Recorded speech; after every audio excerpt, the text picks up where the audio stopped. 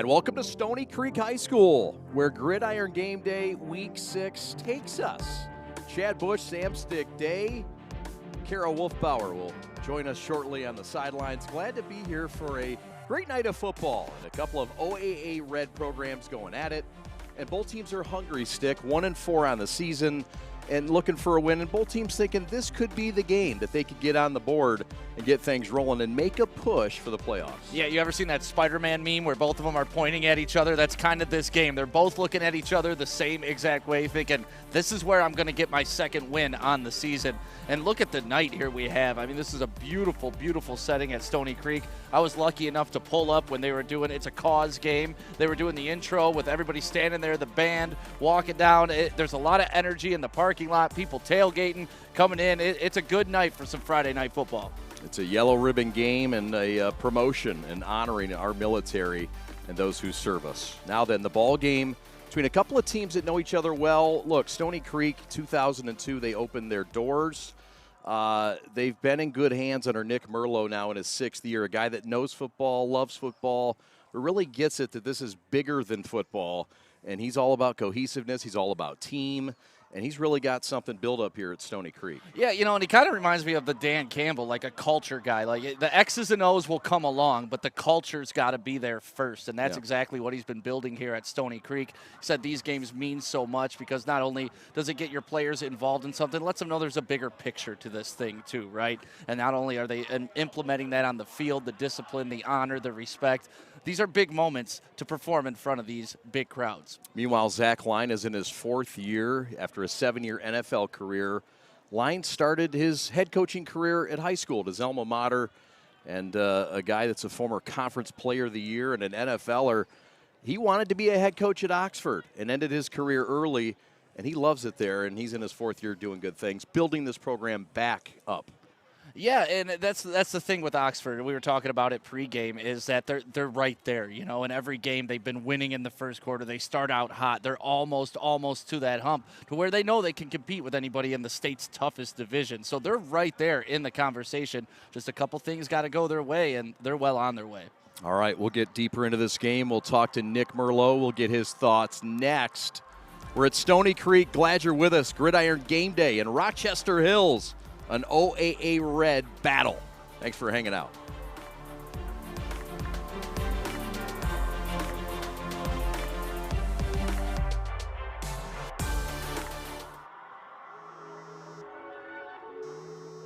Christian, get up.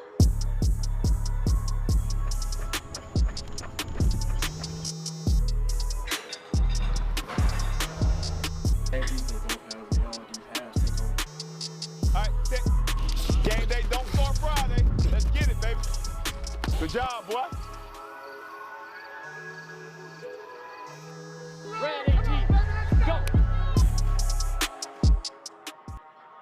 Welcome to Stony Creek as we get set for Stony Creek and Oxford.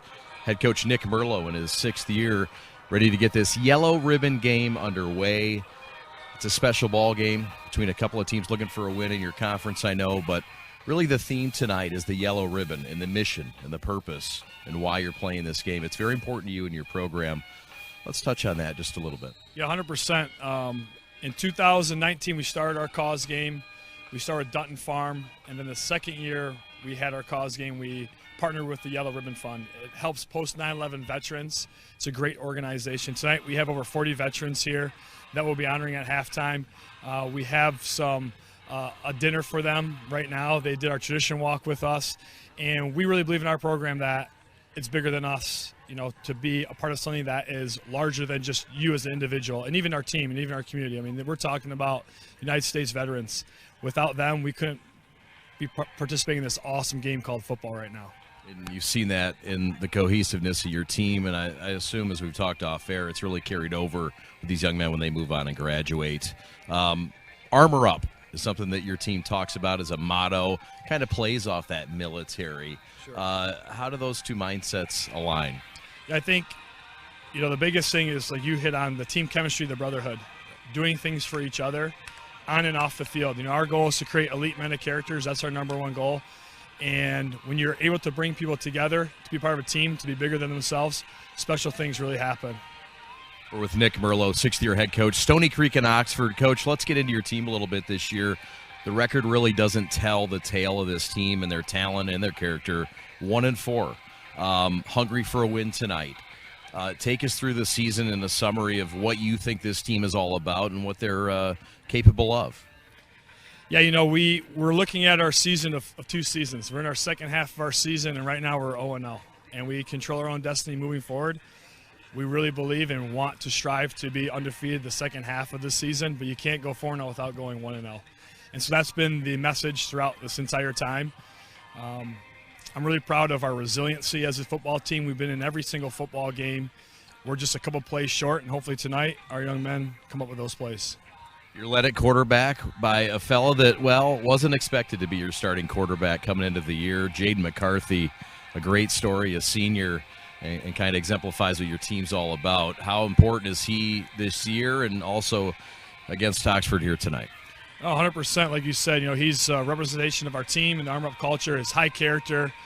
He's a football player. He could literally play any position out here. And we had some adversity early on in the year, and so we felt comfortable putting Jaden in at quarterback for us to lead our offense. He's done a phenomenal job. Gets better each and every week. Looking forward to seeing what he does for us tonight. On the defensive end of things, you guys have been stingy, and it's been a unit that's been impressive this year. You look no further than Mr. Bozzi in the middle and the things he's been able to do for your program, a resilient young man. You know, Adam is an all-state wrestler for us. Elite young man on and off the field. Great grades, high character, does everything to the best of his ability. You know, Adam, in his pursuit to be a state champion in wrestling, never missed one off-season lift or speed training session.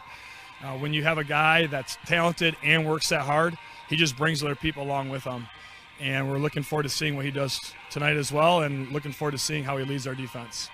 Your father, Mark, is on your staff, and you get to keep him in the district, but on the good side, the former head coach at Rochester High School. What's it like having your dad, Coach Pops, on staff?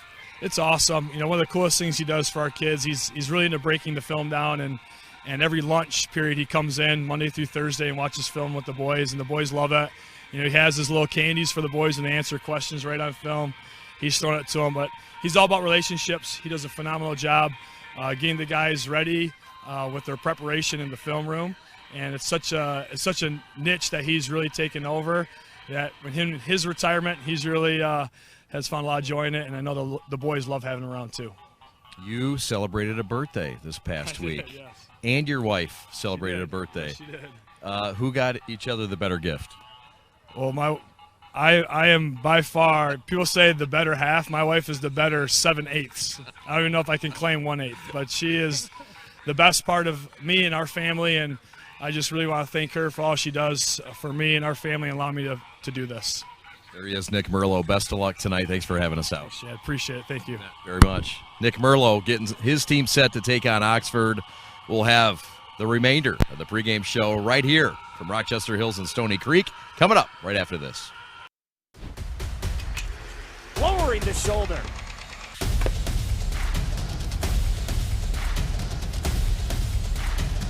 Swing and a miss.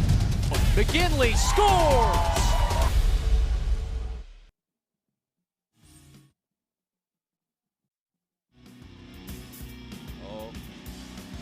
Oh, on a beautiful Friday night in Rochester Hills, Gridiron Game Day brings you Oxford at Stony Creek on Yellow Ribbon Night. Military Appreciation. Chad Bush, Sam Stick Day with you. Kara Wolfbauer standing by. We'll get to Kara shortly. Let's meet the impact players tonight, Stick. Let's start first with the home team. You see the Stony Creek Cougars coming out in those sweet uniforms. Offensively, there are several impact players, but there's one guy that stands out, and he's quite the story. Yeah, his name's Jaden McCarthy. He's the guy you're going to want to look out for. It says QB next to his name, but that could say RB, that could say HB. He plays a lot of positions. He runs the ball a lot, and as you can see, he's a thick fella, too. Tough to bring to the ground. And then you flip over to the defensive side of the ball. What more can you say about the toughness of Adam Bozzi? Three-sport athlete. You know, he plays lacrosse, he wrestles. Anytime you get a wrestler playing football, you know they're going to be down and dirty. You know, he suffered an injury a couple years ago, was able to come back from something that I wouldn't have been able to come back from. So you got to give him all the credit in the world for being an Iron Man, too. Stony Creek hungry to get win number 2. Those two are very impactful. If the win's going to happen, it'll be those two playing a big part. Now then, for the Wildcats, under head coach Zach Line, they come in desperate as well. They've got some fellas that have at times shown out.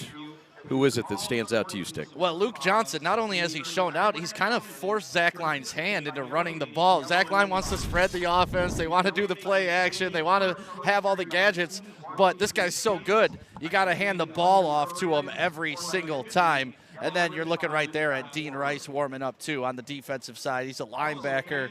Big, big impact with him. He's quick to the ball. He reads well. Very cerebral, smart player that Zach Line's very proud of.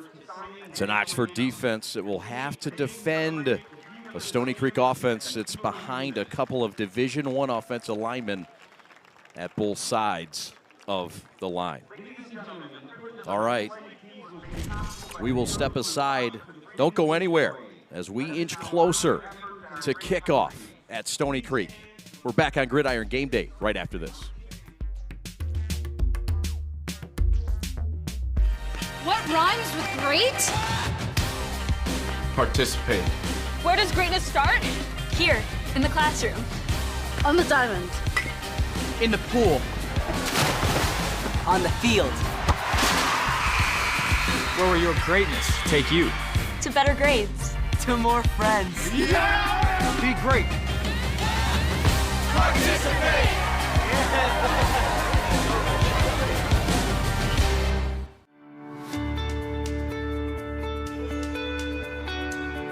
Hi folks, Dr. Joe here with Michigan Orthopedic Surgeons. We all know that our wives and daughters deserve special attention, but that's especially true when it comes to their knees. Do you know that females are at a 2 to 5 times risk compared to their male counterparts when it comes to blowing out their knees? It doesn't seem fair, but it's true. The reasons include the way females are made and the way they fire their muscles. But fortunately, there are injury prevention programs out there that can greatly decrease this risk of injury. And if you do know a female who blows out her ACL, don't despair. We have neat, innovative, minimally invasive ways to fix their knees and get them back onto the field. For more information, go to miorthosurgeons.com.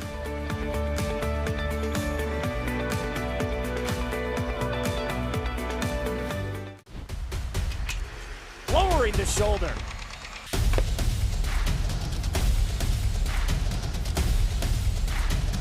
Swing and a miss.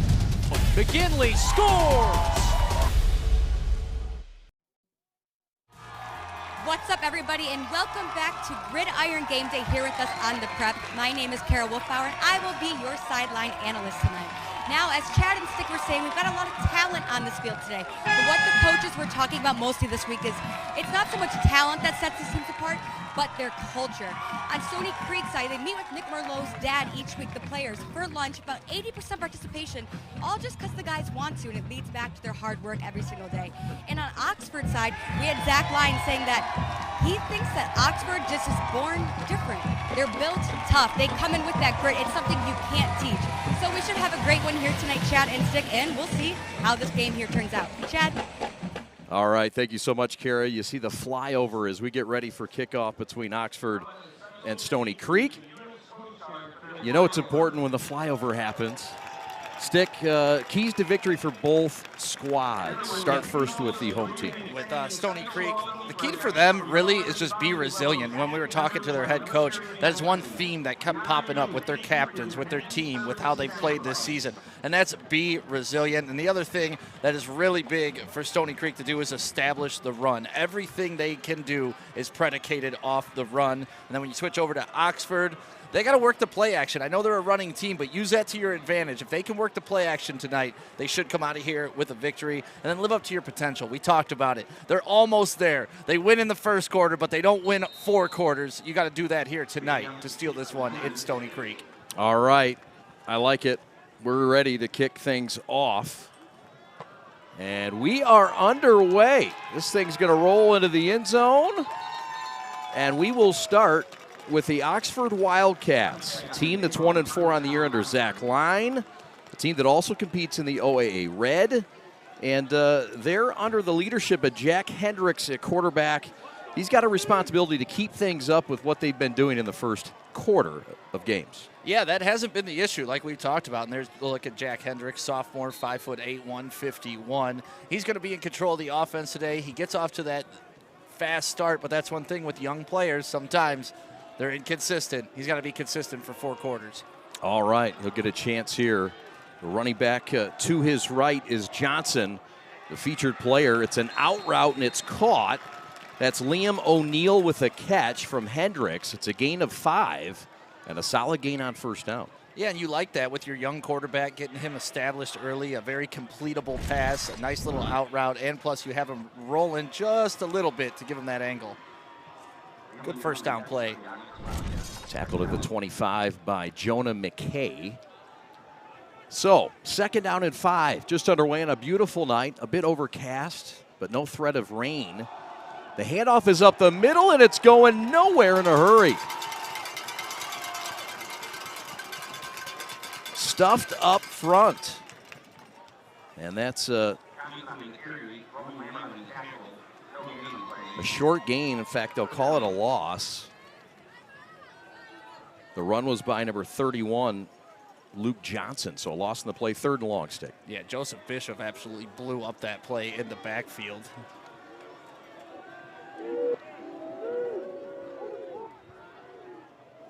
Back to pass, Hendricks looking over the middle, dropped. Had his man open.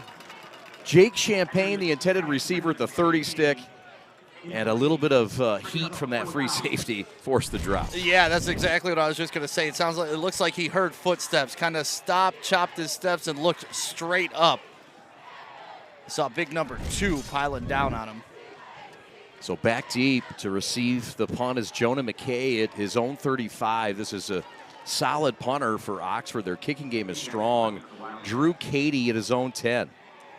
His brother Jay is the kicker and a Division I prospect, a guy that can hit field goals up to 50. And it's belted at the 30. Or excuse me, the 13, caught at the 40. And that's where Stony Creek will start on offense. It's a Stony Creek offense that's led by a guy that didn't know he was going to be the starting quarterback in the summer. He got a call, said, hey, look, you want to play quarterback? Are you willing to play quarterback? We know you're a fullback. And Stick, he's lived up to all kinds of expectations this year. Yeah, you know what? Sometimes at the high school level, the best thing to do is put your best athlete in the position that handles the ball the most. And that's exactly what's happening with Mr. McCarthy in the backfield. Just get it in his hands, let him make a play. You know you can trust him.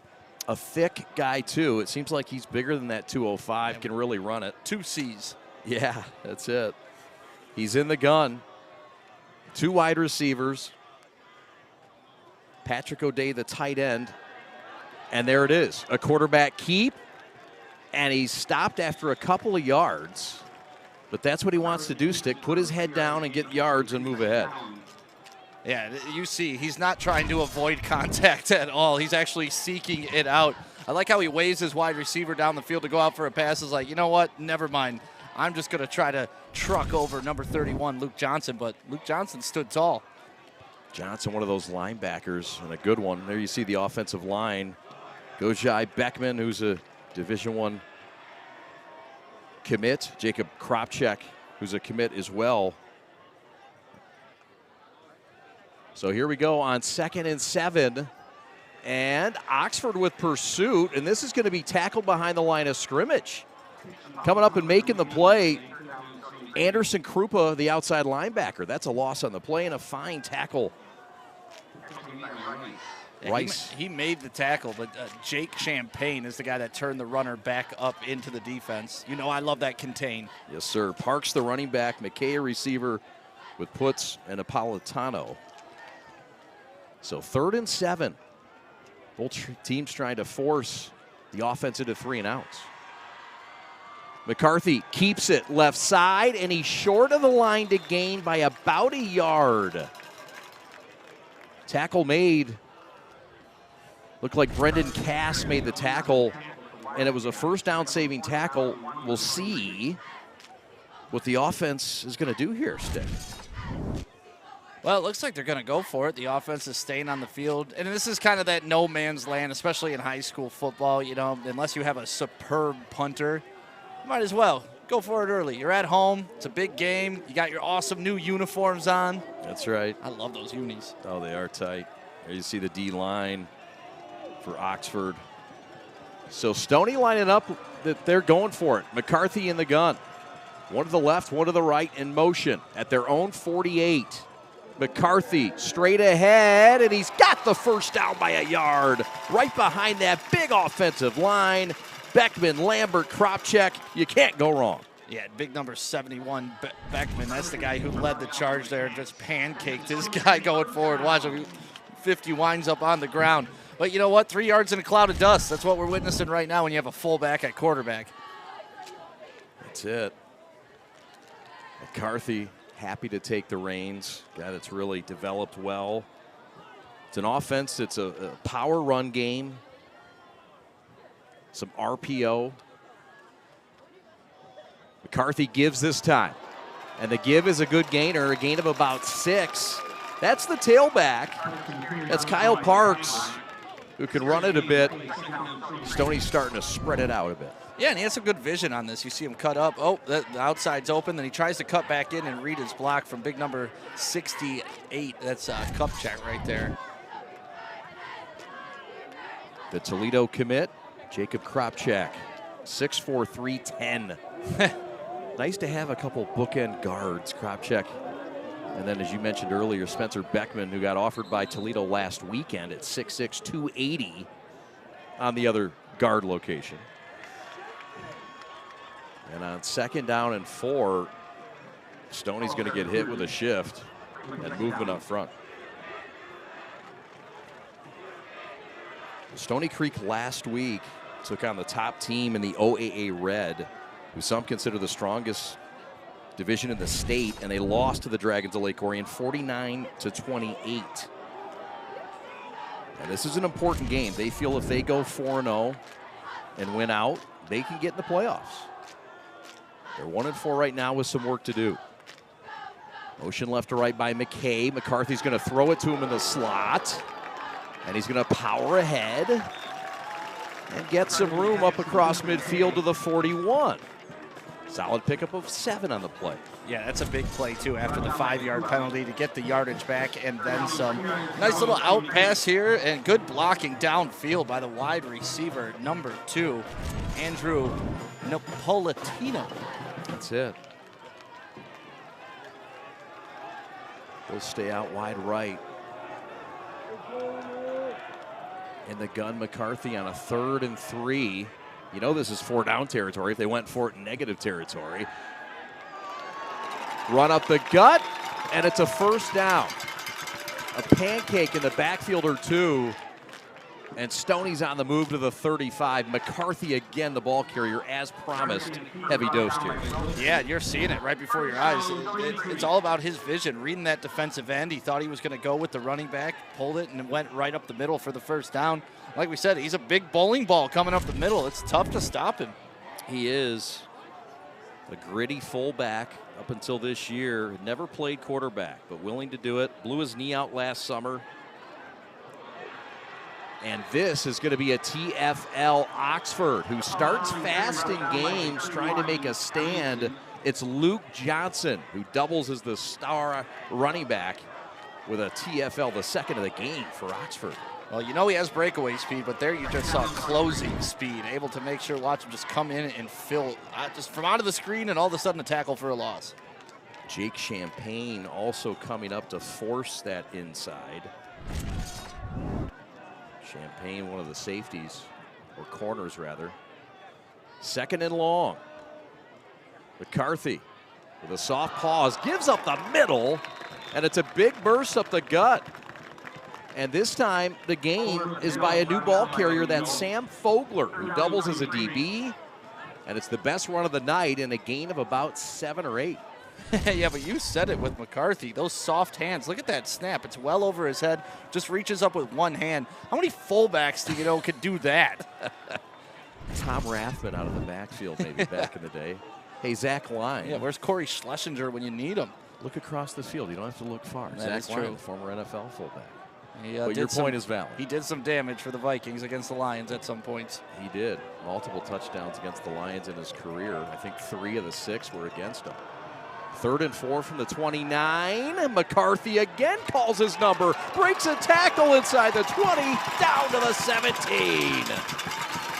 McCarthy continuing to pile up yardage. And if you're Oxford, this is the kind of drive that just wears on you. You keep just taking a hit after another hit after another hit. And eventually this is going to wear them down come the 4th quarter or even here at the end of the 1st quarter. This is a Oxford team a bit undersized, but lightning quick to the ball. Zach Klein really liked his defense. Talked about the great leadership under Trevor Potts, the defensive coordinator, in this 4-3 base defense. Really thinks the strength is the D-line, likes his linebackers. McCarthy pulls out, throws right, throws low, thanks to the pressure coming hot. Ian Jones coming off that D end, forced it into the ground. Yeah, it's the first time we've really seen pressure and somebody closing in on McCarthy, able to force the incomplete pass. And I believe he's a fullback too on the other side, so a little fullback on fullback action. How about it? I know you like fullback action as a former fullback. It's the best position there is. Yes, sir. Clarkston 39-13 winners over Oxford last week. McCarthy again with a high snap, handles it. A TFL attempt is taken, but not before a broken tackle by Napolitano. Yeah, Jake Champagne once again. He didn't make the tackle, but we talked about it earlier. He pushes the running back back in, slows him up, and lets the pursuit come. And that way, number 51 and 58 can get in there and secure it. Colin Johnson getting his tackle. So now you're getting in that range where you might want to just play to get a few more yards for your kicker. Try to get him in position. Yeah, and Stony Creek's kicker looked pretty good in warm-ups. I saw him booming it from the 40-yard line. Throw over the middle is caught. Short of the first down marker to the 9. He's about a yard shy again. But this is a nice pitch and catch and a great decision by the quarterback McCarthy to toss to Darling. Yeah, and they're setting it up. You know, we talked about Oxford needing to utilize that play action pass, but that's what's happening with Stony Creek right now. Solid coverage by Owen Pavlock. He was right there to make the play.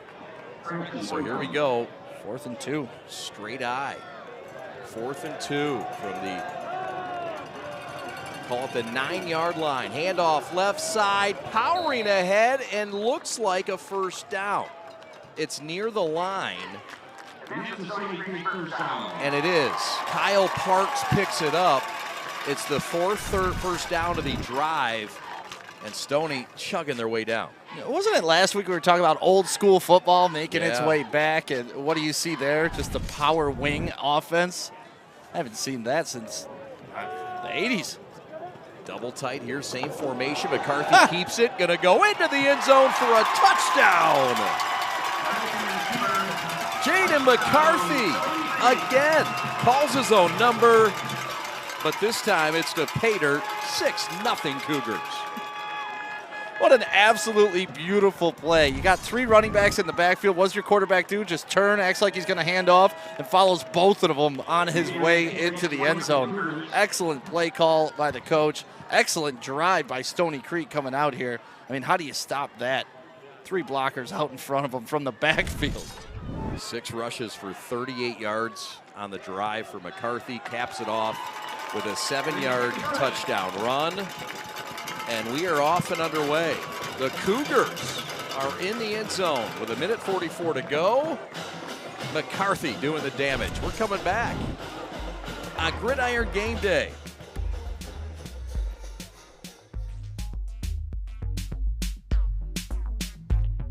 Does your bank make you feel like you belong there? At Alliance Catholic Credit Union, you are a member of a financial institution that serves the Catholic community, providing you with an opportunity to align your banking with your Catholic identity. You receive all the products and services you need to manage your money, and your membership helps support Catholic schools, parishes, and organizations. It's time to put your money where your faith is. Visit AllianceCatholic.com to get started today. Service, community, Catholic. Alliance Catholic Credit Union. Federally insured by the NCUA.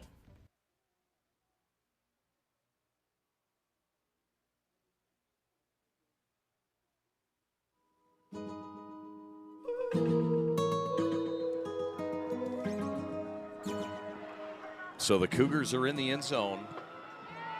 7-yard touchdown run by McCarthy, the quarterback. 15-play drive stick. 61 yards.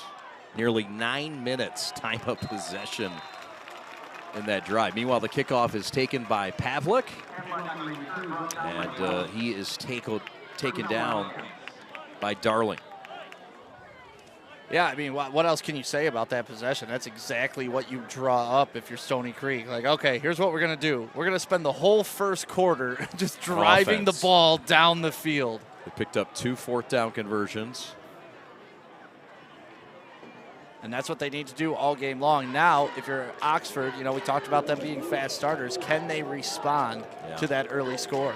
It's a run-dominant offense, 70-30 to the run. Johnson gets it, pitch left side, trying for that corner. He got it, and he's got a first down and more before being shoved out of bounds into his own bench and finally taken down. And we see the speed from Luke Johnson taking advantage.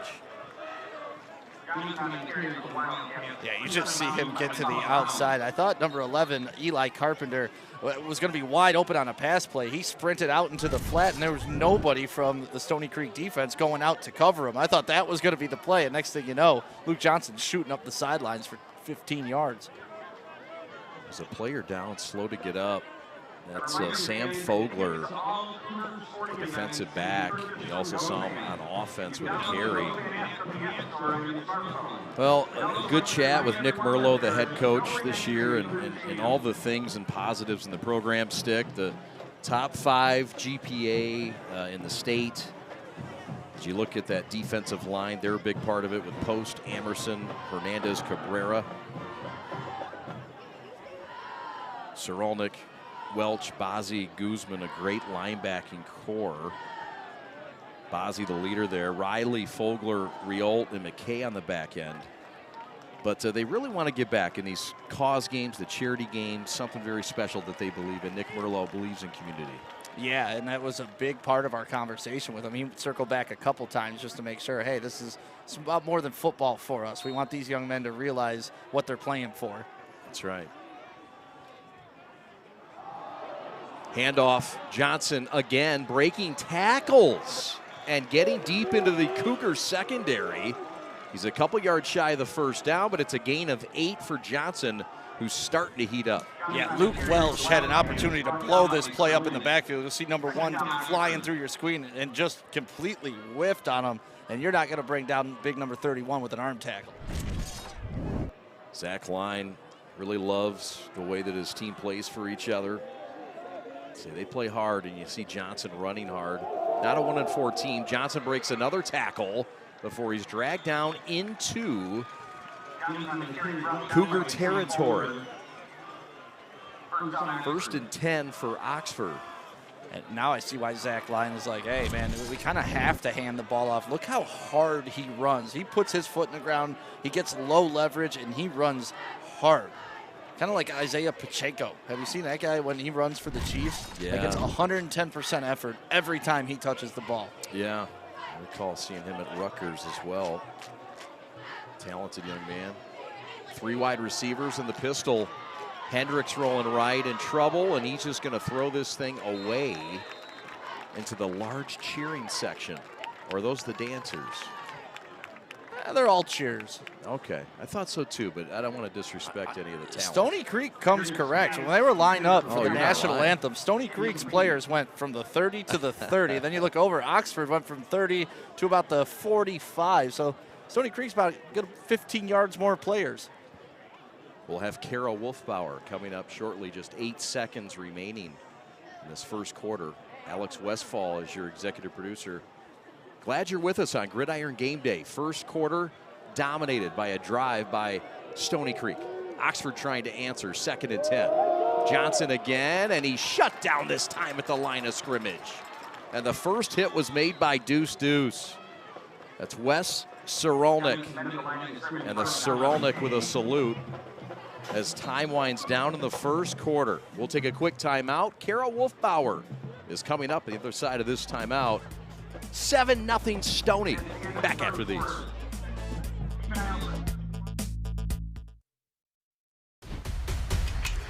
Lowering the shoulder.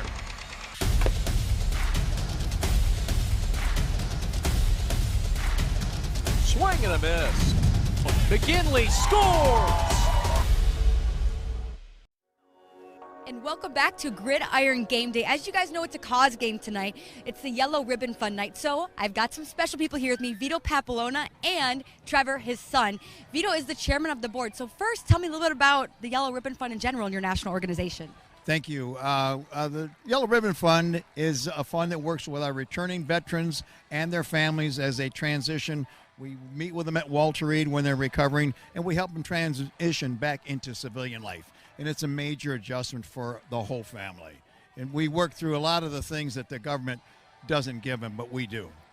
And we have his son, Trevor, here with us today, the youngest director on the board. So thank you for joining us today, Trevor. Tell me what an event like this means to you and having just this community out here today supporting the Yellow Ribbon Fund. Yeah, great. Thank you. For me, I think it's very encouraging to see the youth and the community so gathered around, being so engaged. It's, as my father just said, it's all about support within the charity and supporting our veterans. And to see so many people getting behind that and putting their money and time towards it, it's just very positive and it's great. Thanks for joining us out here tonight, guys. Chad, let's hear from you now. What an excellent interview and what a great cause it is. The Yellow Ribbon game here, a cause game, and this is something to stand up for and salute. Yeah, definitely, and you see it here with the school spirit, too, at Stony Creek. I love the red, white, and blue student section. You got the uniforms with the flags on the shoulder, and just a great honor to everybody who has served. Just about set to start the second quarter. Want to thank our friends at Make the Turn. If your company wants to make the turn to the next level, make sure you contact Make the Turn, an award-winning digital marketing firm based right here in Metro Detroit, founded by Mike Sullivan and Kyle Bogey in 2019. They've quickly grown to a full team of professionals who create custom marketing solutions to help grow your business. Maybe you've got a great marketing department and want to get 10% better, or maybe you're a business owner who wants a marketing director without the full-time salary. It's worth visiting MakeTheTurn.com and checking out all their great examples and reviews. They can help you with content creation, digital advertising, or even just optimizing your social media and web presence. Visit MakeTheTurn.com to schedule a free consultation and see how they can help your company make the turn to the next level. Chad Bush, Sam Stick Day, Kara Wolfbauer back with you in Rochester Hills. Proud to bring you Stony Creek and Oxford. Almost said Clarkston. It's the yellow. 3rd and 10 and the blue. They're going to throw it right side. Guy open and caught at the 23-yard line. A pitch and catch inside the 15, and the catch is made by Owen Pavlock. Big gainer. You know, Oxford comes out, starts the first quarter, second quarter, calls a timeout right at the start. I'm like, what are they doing? Like, well, why didn't they have the play call they wanted? And then you get that. Okay, I stand corrected. Call that timeout every single time if you can come out with that play call. What a great throw. My goodness. 26-yard completion. It's a heavy run team we saw and we've said, but they will hit you with play action mostly. That's a tackle for a loss and a fine play along that opponent's sideline. That's Sorolnik back in the mix of things, also over there causing chaos. I mean, that was just great pursuit by the entire defense. I don't know if we can call out any numbers. There were about 6 guys over there making that tackle in the backfield. You bet. And that's good team football. Yes, sir. And there was a lot of action on that play, too, that could have been deceptive. That's part of the game with Zach Line. He says he learned that from Sean Payton, the head coach, former head coach of the Saints. Is he still there? No, he's in Denver. He's in Denver. Handoff up the middle, not much doing there, but that's where he learned how to kind of fool them with formations. Yep. They got the same play, but let's make it look different. Little window dressing. Offensively, you want to follow Sean Payton. After letting up 70 to Miami, defensively, you may not want to go down that route. Zach Line said that same line. Did he say that? Call. Yes, he did. He's a smart man. He said, well, he got lit up for 70, but on offense, he's a guy that can really put it up. Sean Payton, one of the best offensive minds, no doubt. Yeah. Solid head coach, did get in some things, but nonetheless, the guy can dial up a play, and what he did was debatable. Yeah, we'll get into that at another time. Yeah, 10-10 to go until halftime. 3rd and 11 for the Wildcats, who are in field goal range. They're going to look end zone, and incomplete.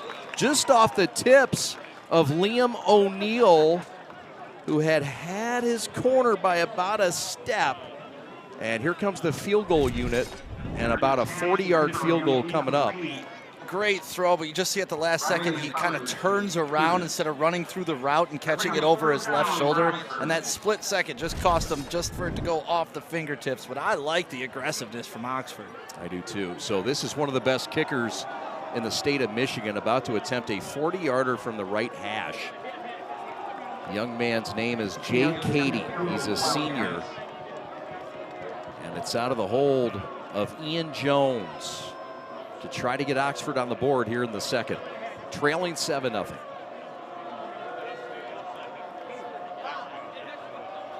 Good snap, good hold, and that is a Division I kicker.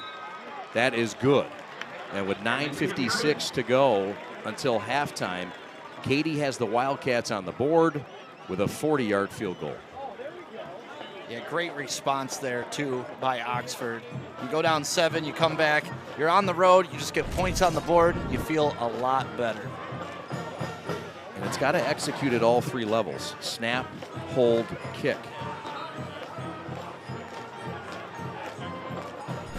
And that is good. So, the drive for Oxford, a solid one. Some promise on that drive stick. Yeah, well, what you saw is the offense starting to air it out. You know, you had that one big play down the field that gets you kind of right outside the red zone, and then you try again at the red zone. I like the aggressive play calling. Because Oxford, they established the run early in that drive like we talked about, and then when they flipped field, they went to the pass. So that's going to be the play action that's going to work for them that we talked about, but they got to establish that run first. That's what led to their success. 10 plays, 49 yards, and a 40-yard field goal by the senior Jay Cady. His brother is Drew Cady, who doubles as the punter. Cady will kick it, and there will be no chance for the return men for Stony Creek. They're just puppets out there. This is going into the end zone, allegedly. Now, wouldn't it be something if they intentionally squibbed it? Everybody's expecting it. Wouldn't this be the time to pull some of that shenanigans? That is when it's best to do it, when they're least expecting it, but I don't see that coming. And it is going to be kicked down to the 1. So that will make a liar of all of us. Across the 20 to the 21, and so that is an advantage of about 4 yards by getting it. Yeah, not to go out of the end zone. Well, yeah, if you got a kicker that's talented enough to be able to drop it in at that 1 yard line and get enough air under it so that your whole team can get down there in time and tackle them, it's a great strategy that you saw the NFL kind of take away. It's a 21-yard return by number 21, Kyle Parks, the running back. So here come the Cougars, who had a 10-minute drive their last time out in their second offensive drive of the ball game. And they got the beefy quarterback, the senior leader, McCarthy, in the pistol.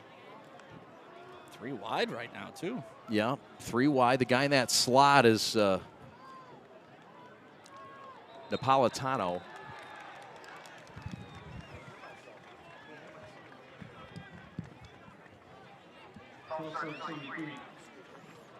False start on Stony Creek right there.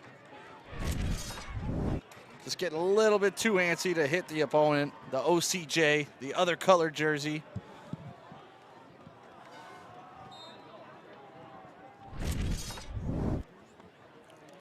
All right, 9:39 left. Trips. Now a 1st and 15, move back. This offense not really set up for a 1st and 15. Motion right to left by Napolitano. McCarthy calls his number again. His number's been called a lot tonight. I know Jam Jan and Austin Sonny are going to get us all the great numbers. Sonny, sorry. Jam Jan is hosting an after-hours bash after this game. She lives about a 5-iron from here. And her and Elio got something brewing after. We're excited to be up here in God's country. Elio's always got something brewing. He does. He does. He's looks like a scout for Oxford behind the Stony Creek coaches up here. I kid. 9 minutes left till the break. 7-3 in a tight OAA red battle. McCarthy in the pistol. Parks behind him. Looking left, slot left, open, caught, 25, 26, and down. Well covered by the Wildcats in space. Johnson, the linebacker, with a stop. And that was the first time we really got to see McCarthy unleash his arm. I mean, he's completed a couple passes, but they've been short passes, dink and dunk over the middle. This time he's throwing from the opposite hash all the way to the sideline. So, say what you want about his running ability and how tough he is. He's also got a gun on him, too. 3 of 4 for 25 yards for McCarthy, and a 3rd and 7 now with a rolling clock and 8:10 to go until the break. Brian Anderson, the AD of Stony Creek, will join us. Handoff up the middle at halftime. Big block downfield and some friendly fire. All time, these teams are playing in their 10th game ever. You got to recall Stony Creek opened in 2002. So the 10th meeting all time. Oxford leads the series 6-3. Stony won last year on the road in beautiful Oxford, 31-7. In a series that didn't begin until 2010. 4th down punting time for the Cougars. One of the pillars of their program is cover kicks. It's like one of the top things in the program, so you better believe they'll have eyes on this one. At the mid-stripe, it's fair caught. Liam O'Neill. Want to thank our friends at Success Mortgage Partners. In today's ever-changing real estate and mortgage lending world, the importance of a true professional has never been higher. At Success Mortgage Partners, our mission is for every borrower to receive level 10 service, and our goal is to get you the lowest rate possible. We want you to have an experience of a lifetime. Navigating a turbulent market like this, it needs to be handled by a real professional. Call Todd Barr at 734-674-6154. Put 20 years of local knowledge to use for you and your family. Twins to the right, motion. Give Johnson, right side real estate, and more up the right sideline as he races, cuts back to the 10, 5, down to the goal line. Touchdown, Wildcats. Oh, get out of here. Johnson with his pants on fire down the right sideline, and he beat everybody. It's a dead even 50-yard touchdown run, and the Wildcats lead it 9-7. Look at these two jump cuts. One right there to get through the line of scrimmage, and one right here on the sideline. This is his vision. Whoop! Right there, as Chris Berman would say. And I don't care if he was a little bit short getting in the end zone. After that effort, just give him the touchdown. He earned it. Well said. Look at the speed, the breakaway, the vision, just everything you want in a running back. And like I said, he runs so hard. Does he ever? Katie on to attempt the extra point, and just like that, the Wildcats are on top in the lead. I told you how well they played early in games, and that one is kicked to Kalkaska. Might have hit Art Smith. Timeout on the field, 10-7. Stony Creek going to play from behind in this second quarter. Chad and Stick back with you as we break on this 50-yard jaunt.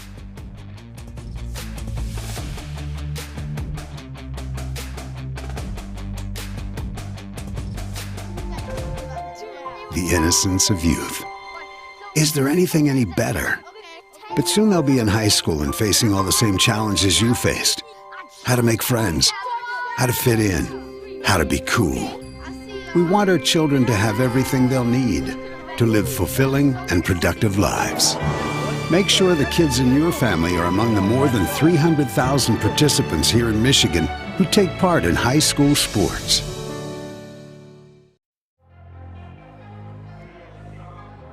So that was a quick drive. One play, 50 yards. It took them 13 seconds to score. Luke Johnson with a touchdown.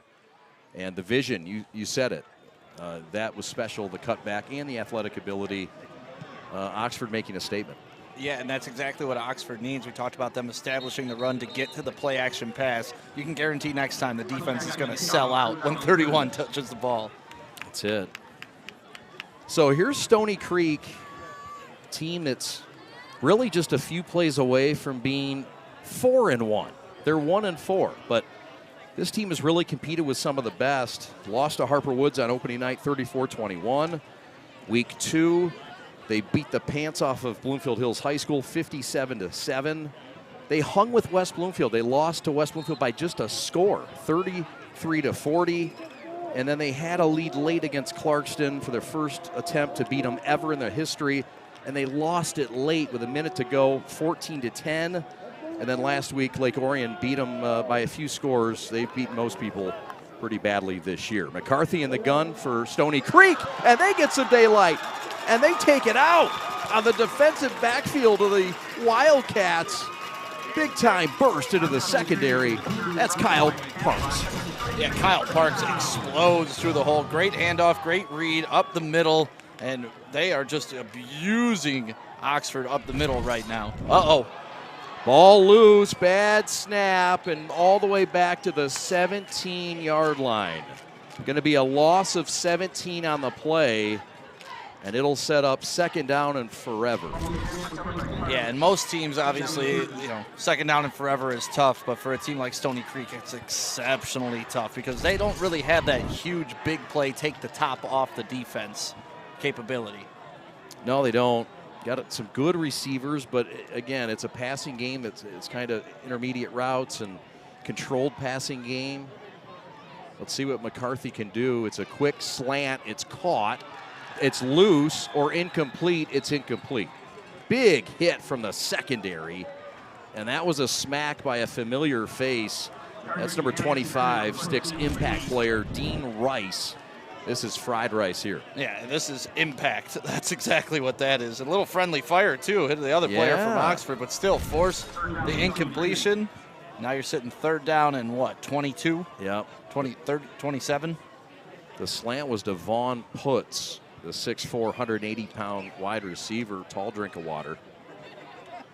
3rd and 25. Oxford with momentum on the road. For Oxford, their lone win this year came in week 2 against Oak Park. And we've got a timeout on the field. We'll keep it right here and get into a little bit more about the Stony Creek Ball Club. Again, Stony Creek opened in 2002, Stick. And look, Division I team, 5-5 last year, 1-4 now, looking for their league's first win. This is a team that was undefeated in the regular season in 2020, not long ago. Notable alum, how about the number 1 overall pick of the NFL draft, and Eric Fisher, fire up chips. What a career it was for him. 2-time Pro Bowler, Super Bowl champ. Special alum, Thiago David Olson. Who could forget his Stratos Technologies? A guy that created a nuclear fusion reactor at the tender age of 17 years old at a science fair. And now the guy's on to bigger, better things at Stratos Technologies. How do you go bigger and better than when you discovered nuclear fission at 17?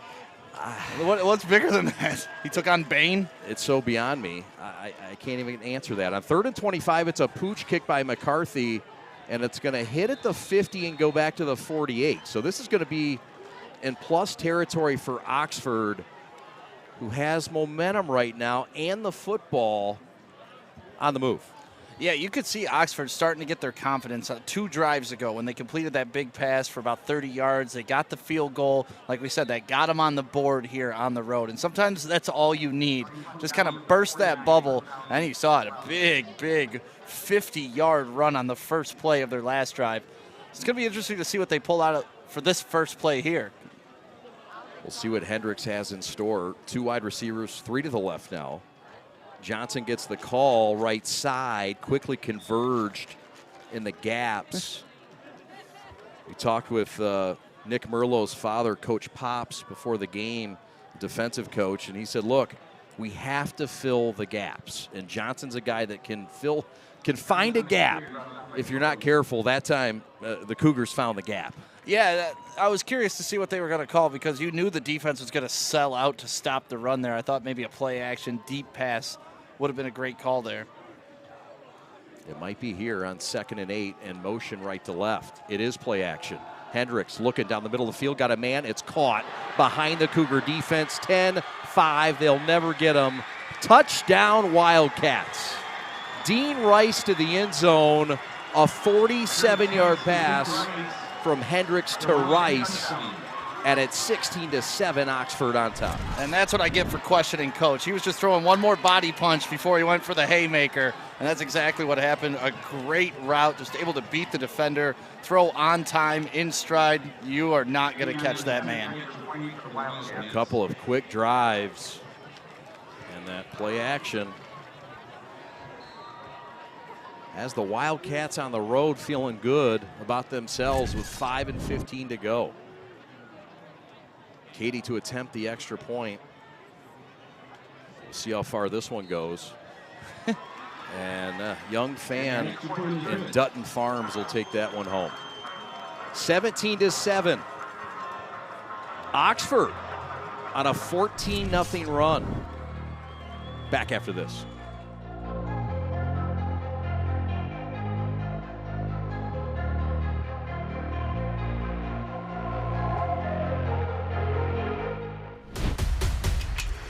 Lowering the shoulder.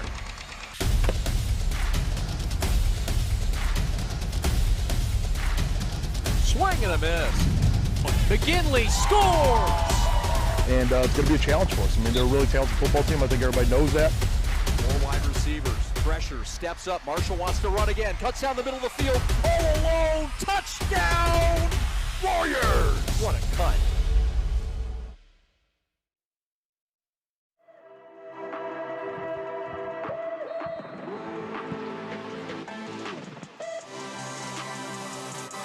Two plays, 47 yards.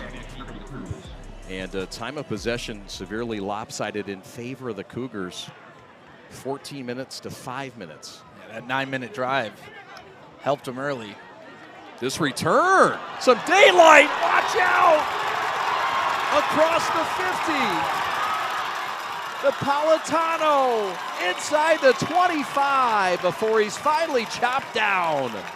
Stony Creek, the special teams making a play. And that's what you need sometimes to get a spark, to get your team back in the game. He just ran right up the gut. There was nobody filling that lane. And look at the kicker for Oxford. Angle of pursuit. You may not be the faster man, but he took the right angle, was able to turn him back in. Credit to the kicker, but my goodness, what a huge play for Stony Creek. 78-yard return on the play for Napolitano. And Stoney's set up nice and tight at the 22-yard line with 5:05 to go. Some big plays starting to blow this joint up. 2 to the right, 1 to the left. Here comes motion for Napolitano. McCarthy will keep it and barrel that chest forward inside the 20 to the 19. Healthy gain of 3.3 on first down. You saw Stony Creek have a lot of success when they went to that packed backfield with the 3 backs. You wonder if they're going to do that again at some point, because that seemed unstoppable, that one play that they scored a touchdown on. Sort of a double, 2 guys through the hole. Yeah. Double lead. McCarthy with his tailback behind him, and Parks gets the call. And Parks is piled up at the 11-yard line. McCarthy kept it himself, and he's near the first down marker. Yeah, another wrinkle. You know, it looks like you're running kind of a sweep on that, an edge sweep, and just able to hold the ball and get it right up the middle. And that is the strength of this Stony Creek offense. Really is. 3rd and 1. And we got a timeout on the field. Want to tell you all about McFarland Electronics. We appreciate the big TV. McFarland TV down there? Oh, yeah. It looks amazing. So many people are down there watching your pregame interview with Coach. Beautiful. Yeah. Well, they're your one-stop shop for AV guys, and they got all your home automation needs, whether it's your network, motorized blinds, automated lighting scenes, frame TVs, Ring, Sonos, Savant, much more. And they're also, they got all your outdoor TVs and speaker specialties, and they can get in your backyard. They're ready to go for the big game this fall. You won't be disappointed. Find them at Farland Electronics. They'll take care of you. 248-379-4369. McCarthy keeps it after the handoff fake. Drives down inside the 5 to the 2-yard line. 10-yard run for the senior quarterback. And Stoney looking for a quick answer. Yeah, and more importantly, that's enough for a first down, too. That's going to give them 4 downs. And I don't know, stopping McCarthy from getting 2 yards is going to be tough if he's got 4 downs to do it. But credit to the offensive line up front. Boy, are they tough. Big fellas getting it done. Gojai and Beckman and Lambert and Kropchak and Tinaj. Here we go. 1st and 10 from the 2. McCarthy going to barrel ahead. Regain his footing as he forward down at the goal line. At the 1-inch line. But they went back to that formation again, that big formation. Stoney trying to cut into this 10-point hole. After they led 7-0, it's been 17 unanswered. McCarthy under center. Takes it himself, plunges forward. Touchdown, Stony Creek. 2nd touchdown of the night for the senior quarterback. And the Cougars are within 3. Little play out of the Eagles playbook right there. Yep. Just get behind your quarterback and make sure he gets in. And there it is, an easy touchdown for Stony Creek on that drive. The big return, set it up in a short field. That's what this offense is set up to do. Special teams covering kicks and running back kicks. One of the highlights and priorities Coach Nick Merlo said. So here comes the extra point. Quinton Ubadi. Ben Gagaro is the holder. And the kick is up, and the kick is good. So with 2:56 to go, until this half expires, we're coming back to Rochester Hills. Stoney within a field goal.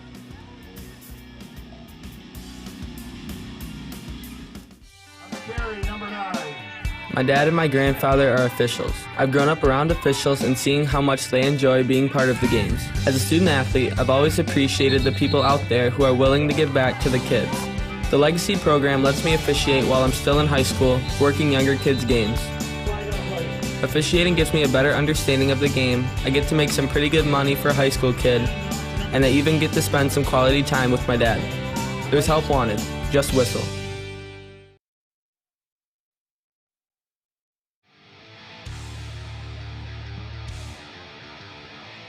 Ubadi getting ready to kick it off for Stoney, who's cut it to 3. It was a 5-play drive, 22 yards, thanks to the short field set up by the Napolitano 78-yard return on the kickoff.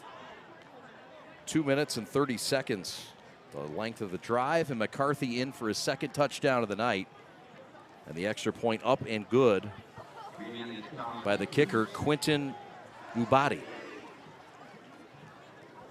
Ubadi will kick it into that corner at the 20. And it's fielded across the way. This is Pavlock. And he'll get knocked to his feet just across the 35. Good fielding position for Oxford here. Yeah, it's been a really good game for both teams so far. This is kind of what you expected. They're very evenly matched, even though they kind of play different styles. But they're both feeling really good about themselves. Yes, sir. Division I team out of the OAA Red. Both these teams share the best conference in the state right now. And last year, 1-8 for the Wildcats, over 2,000 students. 1992 under Bud Rowley, they were the state champions. Remember them? Carl Reeves and company. Dave Rayner, NFL kicker, guy who kicked for 9 different teams, former Spartan. Great program at Oxford. Hendricks in trouble, escapes the pocket, but that's all. Excellent pursuit by that defensive line that's been active for Stoney and starting to pick things up. They like the man-to-man. They like to bring some pressure. Yeah, and, you know, when you got lockdown cornerbacks like there was on that play, you can bring the pressure and that buys some time. The defensive line looked good on that, but that was kind of like a coverage pressure. Yeah, agree. Next week for Stony Creek, as they try to go to 4-0. That's their goal. And they'll have a tough go of it, but they got some beatable opponents. Screen left side, caught. Running room, first down and more. Across the 45 to the 46. And that's caught by Pavlock, who's been their top target tonight. Yeah, but Jack Hendricks, he made the play. These have been a couple of bad snaps in a row. This one he picks up off the ground, still able to get it out and execute the play without any delay. It's Rochester Adams, crosstown rival next week for Stony Creek. Followed by their other rival in this town, Rochester. And then they'll finish up with Anchor Bay. Hendricks, same route, right side, and packed at midfield. Oh, what a hit. Solid catch made by O'Neal, and give him credit for holding on. But how about the defensive convergence by the backfield here for the Cougars? Yeah, nice little out route, and then bam, big impact player. Trying to get the number 9 on that one. That was Jonah McKay, number 8, my bad. Oh, my goodness. Man, we put a jolt. Trips to the left on 2nd and 5. Low snap, Hendricks again with a fine play. Has time. Over the middle and nearly intercepted. Oh, boy, it was in and out of the arms of Luke Welch, who had it and dropped it. He just puts his hands on his head. You know he wants that one back. Oh, right in your hands. Cut right in front of Pavlock. The ball marked right at the mid-stripe. We'll have Brian Anderson, the athletic director of Stony Creek, joining us at the half. Big third down from midfield. It's funny, you said Zach Line images after Sean Payton. Hendricks kind of looks like Drew Brees out there a little, doesn't he? Yeah, he's got that size, about the exact same. There's a tackle for loss, and that's Bozzi. 2-yard loss. Bozzi forces a timeout. Stoney wants more with 1:15 to go. Fine play by the captain middle linebacker. Yeah, and this is why we featured him. Look at that closing speed, fighting through a block first to get there, and then, no, not in my house, not tonight, sir. Oh, man, all-state wrestler. Number 3 in the state at the 215-pound weight. Vocal leader, loves football. Guy that can really run, and they trust him out there. So timeout, 1:15 left. Oxford would presumably be in punt formation here. And with a solid punter, look, Stoney's anxious to get those points back. They answered last drive, and they want the ball, and they want to make some hay on this last drive. Oh, and we've seen during the extra points for Stony Creek, they got a kicker that can kick the ball pretty well, too. So if they can even get down to about the 20-yard line, maybe even inside that, they're in business to put some points on the board and maybe tie up this ball game going into halftime. That's right. So Katie will stand at his own 34-yard line.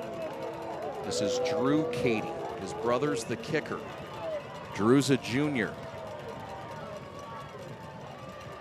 It's a high snap, gets over Katie's head. He falls down, and the ball is down to the 25. How about another short field for Stony Creek? They'll have it with a $1:10 to go until the break. Well, what do we say? They wanted to get down to about the 25-yard line. Kind of an odd way to get there, but that's exactly what they did. Bad snap. And we've seen a series of bad snaps on this entire drive. You saw Hendricks having an issue, too, from the shotgun position, and that one just clearly over the punter's head. Huge play for Stony Creek. Now let's see if they can capitalize. They're no longer thinking, let's get in field goal range. They're thinking, let's get in the end zone. We'll see if they don't do something here quickly. Well, they'll do nothing quickly here. There's a timeout on the field. Want to tell you about our friends at Make the Turn. If your company wants to make the turn to the next level, make sure you contact Make the Turn, an award-winning digital marketing firm based right here in Metro Detroit. Founded by Mike Sullivan and Kyle Bogey in 2019, they've quickly grown to a full team of professionals who can create custom marketing solutions to help grow your business. Maybe you've got a great marketing department and want to get 10% better, or maybe you're a business owner who wants a marketing director without the full-time salary. It's worth visiting maketheturn.com and checking out all the great examples and their reviews. They can help with content creation, digital advertising, or even just optimizing your social media and web presence. Visit maketheturn.com to schedule a free consultation and to see how they can help your company make the turn to the next level. First and 10 for Stoney after the errant snap on the punt attempt for Oxford. McCarthy will send his man in motion. That's Napolitano. Keeps it himself, and he's going to be tackled for a loss back to the 27 or 26. Fine defensive play by Oxford. That's Sean Wilson, one of their leaders on both sides of the line. Yeah, big play by Sean Wilson, especially to sway momentum. 50 seconds left, clock rolling. McCarthy with a play action, looking out route, got a man caught at the 10 and forced out of bounds. And I believe that's Napolitano, it is. And if he looks back on this play, Jonah McKay was calling for the ball. He was wide open. You may be able to see him at the top of your screen when he throws the ball. Jonah McKay, not even in your screen, he's so wide open.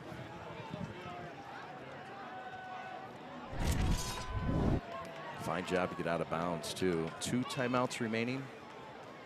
1 timeout remaining. So McCarthy will stay out there with 44 ticks left. Plenty of time. From the 10 with motion. McCarthy up the middle, has room inside the 5, down to the 1. Barreling his way down before Johnson stops him. Hurry up mode, tempo high continues. The amount of punishment he is dishing out tonight is something special from your quarterback position. Man. Looking for his 3rd score of the night, and he is into the end zone. Touchdown, Cougars.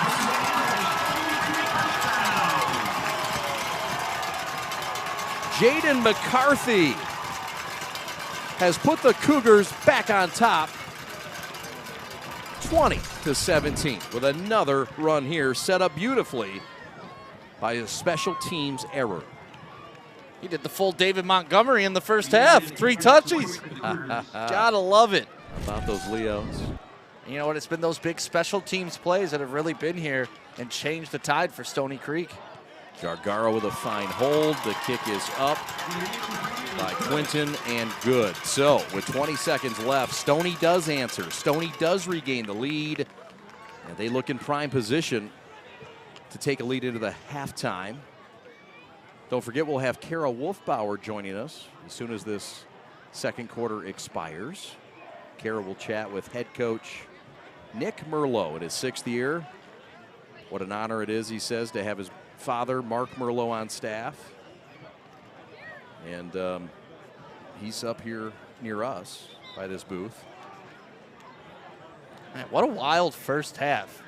It started out Stony Creek with a dominant drive, 9 minutes. They get their touchdown. And then you think Oxford's just going to take control of this game with big plays. And then 2 big plays on special teams for Stony Creek. Gives them the lead back going into halftime. I don't know what to expect in the second half. Be ready for the wild, wild west in the OAA red. That drive was a 4-play drive, 25 yards. It took 50 seconds only. We've had some short drives tonight. And it's McCarthy in the end zone for his 3rd time this evening. IU body to boot it from his own 40. Back deep is Johnson along with Pavlok. It'll be Pavlok to take it across the 20, and he's chopped down at the 27 with 14 seconds left until the break. You'd think Zach Line would be conservative here, but then again, he played for Sean Payton. Yeah, I don't see Oxford sitting on their hands. I see them at least taking a shot to see what they can do, see what they can get, and then you go from there, right? Run a completable pass, maybe a nice little screen. But no, looks like they're going to run out and take a knee. Yeah, that should be a knee and out. So Hendricks will take a knee. And that'll be that. Don't forget, we'll have Brian Anderson, the athletic director of Stony Creek, in his second year momentarily. But first, we're going to talk to Nick Merlo and get his thoughts on this first half, a half that's seen a lot of action and some back and forth, some lead changes. And it's been a fun night already, Stick. Yeah, fun night. I really am shocked that Oxford decided to take a knee there and not go for it. They've had some success on some big passing plays, and they could have gotten back in position. Let's go down on the field. Kara has Nick Merlo with her. Thanks, Chad. I've got Nick Merlo with me now. So tell me a little bit first about you guys were able to switch the momentum on your side at the end of the half. But tell me a little about Jaden McCarthy and the production from him tonight. 3 touchdowns. Yeah, he's awesome. You know, our kids are awesome too. They're resilient, like I said to you guys earlier. They bounce back. He's taking it upon himself to make plays to get us back in this game. Really proud of him. You talked about resiliency. I remember we talked earlier on this week, and I heard it multiple times on the sideline tonight. So what? Keep working. So tell me about how you guys are feeling as a squad on the sideline tonight when momentum was not on your side. Yeah, we need everyone. Everyone's involved, and it's a microcosm of life. You have ups and downs. You have good and bad. You just got to keep working. Last question, Coach. Heading into the locker room, what's the talk heading into the locker room tonight as you're heading into the second half? Yeah, we got to fix our mistakes. We got a lot, and we're going to fix them the second half. We get the ball back, and we got to make sure we put it in the end zone. Thanks so much, Coach. Good luck. Chad? No doubt, Kara. Great conversation, and we appreciate Nick Merlo's time as they've got the momentum heading into halftime. We'll take a timeout. When we come back, we'll speak with the man of Rochester Hills, the Stony Creek AD, Brian Anderson, in his second year, when Stick and I come back to Cougar Field. We're back after this. 21-17, Stony Creek on top at the break. From an ordinary idea comes a great journey. It all starts with a simple thought, a vision of something bigger, greater than what already exists. It's that spark that ignites the passion and drive to create something truly amazing. At G-Brand, we understand this journey well. We take pride in the details and perfecting every aspect of the process, regardless of how small or big they may be. Because it's more than just a design or a shirt. It's about outfitting future champions. There's something to be said about a team coming together, each member contributing their unique skills, talents, and ideas. It's that collective effort that takes a simple idea and turns it into something truly great. The process can be excruciating, with countless hours spent tirelessly reviewing every detail. But the end result is pure and so rewarding, knowing that we've created something that will inspire greatness in those who wear it. Whether they come from a savage land or a booming metropolis, whether their numbers are 2 or 2 billion, the greatest their numbers could ever become is truly to become one. That's why at G-Brand, we're more than just a clothing company. We're a movement, a community of like-minded individuals who believe in the power of coming together to make a difference. So join us on this journey as we strive to outfit future champions and inspire greatness in all that we do. G-Brand. Now that's game.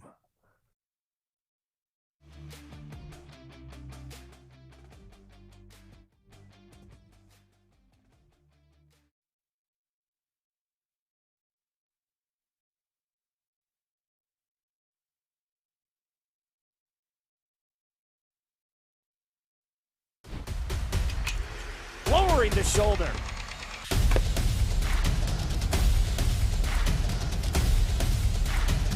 Swing and a miss. McGinley scores!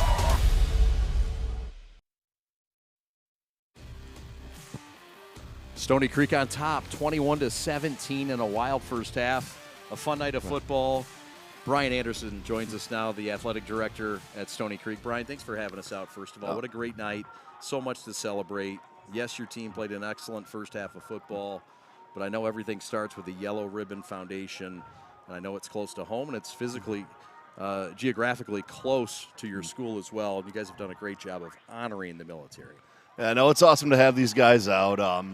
You know, you talk to Vito, and you can't not get excited about it, and, you know, you experienced that earlier today, and, you know, they just have such a great cause, and, you know, we have so much appreciation for our military, and, I give so much credit to Coach Nick Merlo.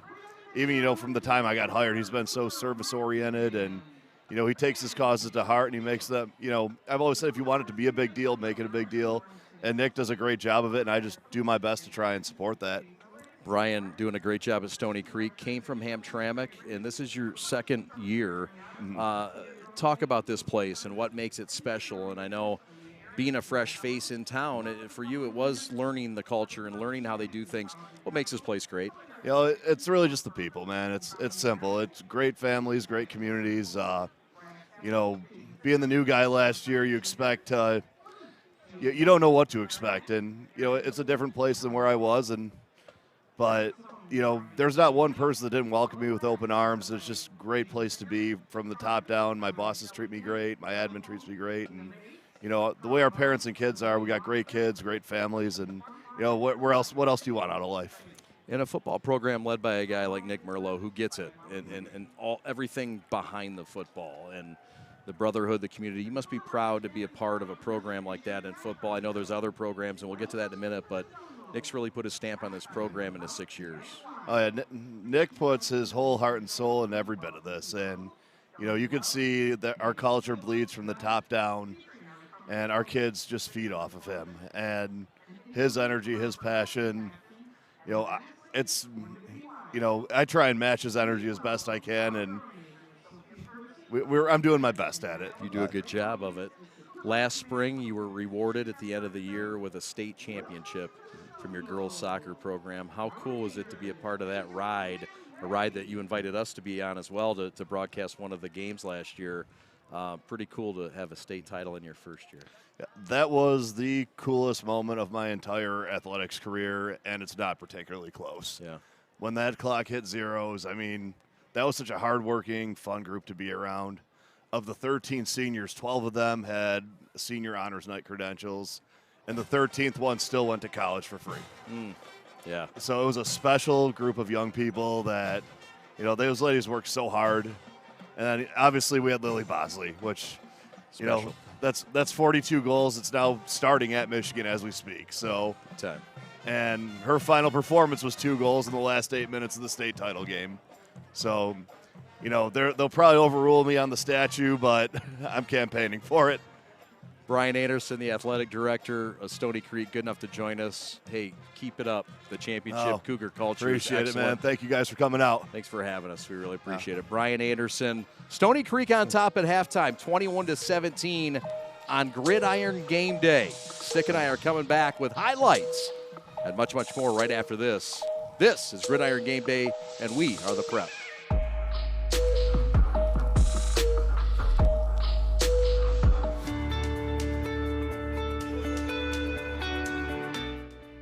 Hi folks, Dr. Joe here again with Michigan Orthopedic Surgeons. Did you know that kids are not little adults when it comes to sports injuries? That's because of something called the growth plate. Growth plates exist all over the human body in our growing athletes. They're actually little cartilage discs that exist at the end of all the long bones. It's simply where a kid grows. The problem is that the growth plate can be the weak link. What might be a sprain, a strain, or a tear in an adult when they hurt themselves can actually be a growth plate fracture in a kid. So it's important, if your kid has hurt themselves and they're not using their arm or they're not able to put weight on a leg, come see one of us, get an x-ray, and make sure it's not a growth plate fracture. For more information, go to miorthosurgeons.com.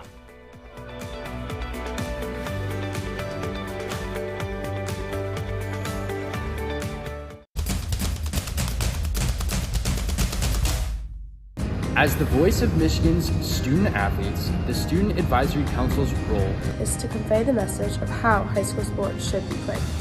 We are responsible for helping the MHSAA maintain a positive and healthy atmosphere in which interscholastic athletes can thrive. We believe that athletes should be competitive, sportsmanlike, and excel academically.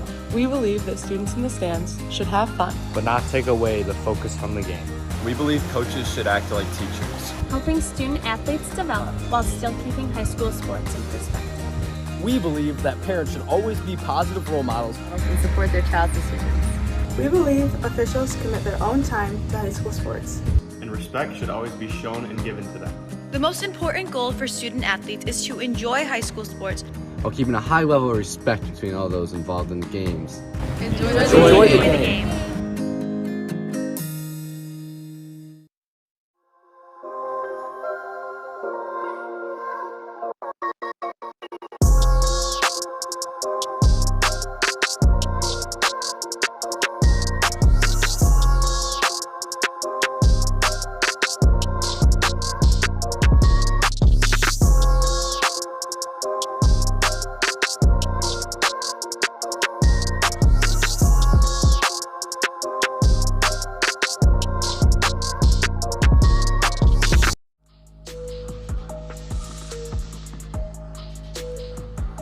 Welcome back to beautiful Stony Creek on a Friday night. We are live on the prep. My name is Stick. Oxford, Stony Creek, 21-17. And if you're wondering how we got here, it's been a very, very interesting first half. Starting out with Oxford putting up some points on the board. They started their offense, some nice passing yards. You see Stony Creek, actually, Stony Creek got on the board first. A 9-minute drive, taking up pretty much the entirety of the first quarter. And it was that man right there running up the middle constantly, and then following his two lead blockers in for the touchdown, putting Stony Creek up 7-0. And then you see here, Oxford getting going a little bit on the offensive end. And that was the big play that put Oxford in field goal range. They were able to knock that down, making it a 7-3 ball game. And then it got a little more interesting as we went on. Oxford, one play, 50 yards, two big cuts, and a score. Oxford then went up 10-0. Stony Creek responded on the next drive. And here we go. Oxford got the ball back and a nice play-action pass all the way down the field to big number 25. Putting him in the end zone. And you thought at that point Oxford had control of the game. You thought they had momentum until this huge kickoff return. Taking Stony Creek all the way down to about the 25-yard line, about the 23-yard line. They were able to push it in through there for the second touchdown for the quarterback from Stony Creek. Big fella happy so far. He's been eating in the first half. And then you saw Oxford do their thing again, get back on the board. They were trying to force the ball down the field. Stony Creek was able to get the ball back. Nice play at the end of the half after a big missed snap by the punt team of Oxford. And that's how we got here, 21-17, Stony Creek. If you're looking at some of the stats that stand out to you, Luke Johnson for Oxford, 8 rushes, 77 yards on the ground. He's the one who broke that 50-yard touchdown run, averaging 9.6 yards per carry. There's some big tackling going on by Owen Pavlock. He's got 4 unassisted tackles and 2 assists on the game. Luke Johnson with 2 tackles for losses. So not only is he doing it on the offensive end, he's doing it on the defensive end. And then, of course, for Stony Creek, Jaden McCarthy, 16 attempts, 55 yards, 3.4 yards a carry, but 3 big touchdowns on the day. And that's where we stand right now. Stony Creek 21, Oxford 17. We are live on the prep from Stony Creek High School. A beautiful Friday night.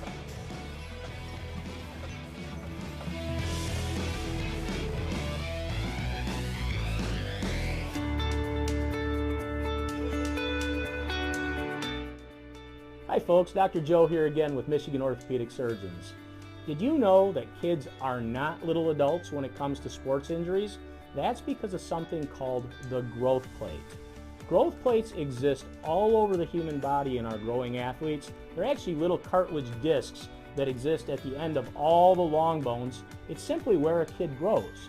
The problem is that the growth plate can be the weak link.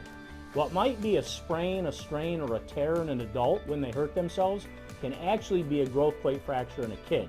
So it's important, if your kid has hurt themselves and they're not using their arm or they're not able to put weight on a leg, come see one of us, get an x-ray, and make sure it's not a growth plate fracture.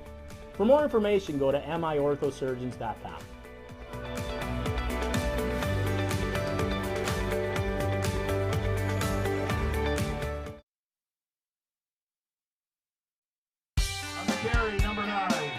My dad and my grandfather are officials. I've grown up around officials and seeing how much they enjoy being part of the games. As a student athlete, I've always appreciated the people out there who are willing to give back to the kids. The Legacy program lets me officiate while I'm still in high school, working younger kids' games. Officiating gives me a better understanding of the game. I get to make some pretty good money for a high school kid, and I even get to spend some quality time with my dad. There's help wanted. Just whistle. We are the MHSAA, a collection of 750 high schools and 750 middle schools, from Temperance to Copper Harbor, from New Buffalo to Alpena. Each year, more than 250,000 students play one of our 28 sports. More than 1.5 million fans attend our postseason games. There are 30,000 coaches and 8,000 officials, not to mention all of the volunteers. The MHSAA believes in the 4 S's. School sports should be safe and kept in the appropriate scope. We believe nothing beats great sportsmanship, and that scholarship in the classroom is more important than excellence on the field or court. Most of all, we believe school sports should be fun. So come out and join us at a game. Support your school, support your community, and come see what the excitement is all about.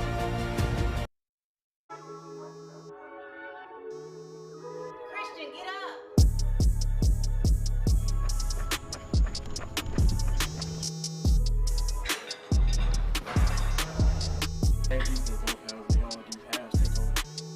All right, game day don't start Friday.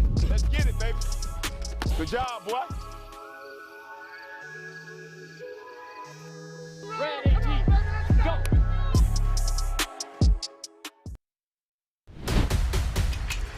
Lowering the shoulder.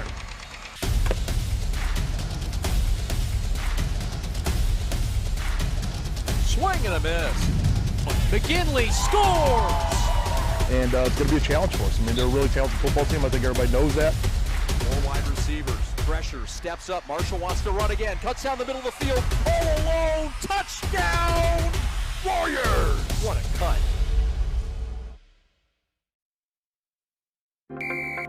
Every high school sporting event in the state of Michigan has one thing in common: officials. Every game, every meet, every match. Without officials, there'd be no touchdowns, no three-pointers, no face-offs. Without officials, there'd be no games. Officiating is a great way to give back to your community and stay involved with the sports you love. And officials are needed now more than ever, because without officials, it's just practice.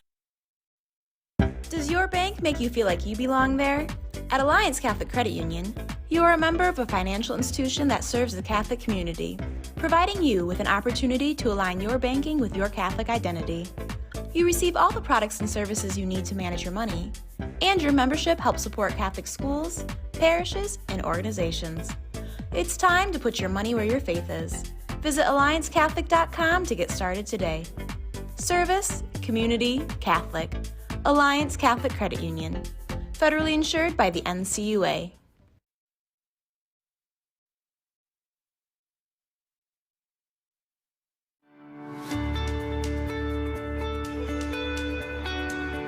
Hi folks, Dr. Joe here with Michigan Orthopedic Surgeons.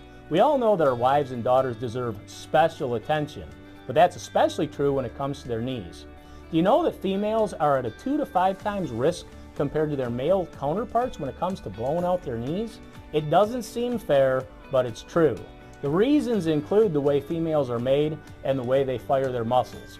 But fortunately, there are injury prevention programs out there that can greatly decrease this risk of injury. And if you do know a female who blows out her ACL, don't despair. We have neat, innovative, minimally invasive ways to fix their knees and get them back onto the field. For more information, go to miorthosurgeons.com.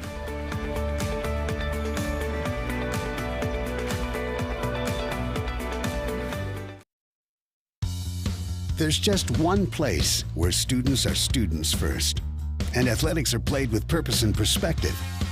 That place is your local high school. High school sports offer more than the joy of competition. Studies show that student athletes are also likely to enjoy greater levels of achievement in other areas of their lives, including academics. High school sports, a winning part of a complete education.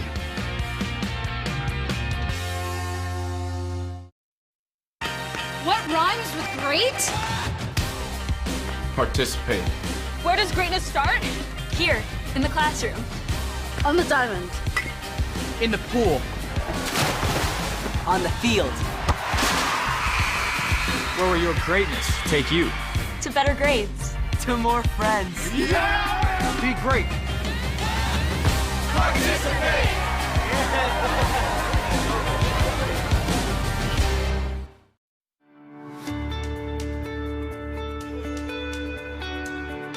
Hi folks, Dr. Joe here again with Michigan Orthopedic Surgeons. Everywhere you look this time of year, people are running, and that's a great thing because running is an excellent exercise, especially for your cardiovascular and musculoskeletal systems. But the question is, are you running a safe running program? All too often, people are hobbled by things like shin splints and patellar tendonitis. But luckily, simple things like stretching and warm-up, the right running shoes, and realistic weekly mileages can keep you in your running game. For more information, go to miorthosurgeons.com.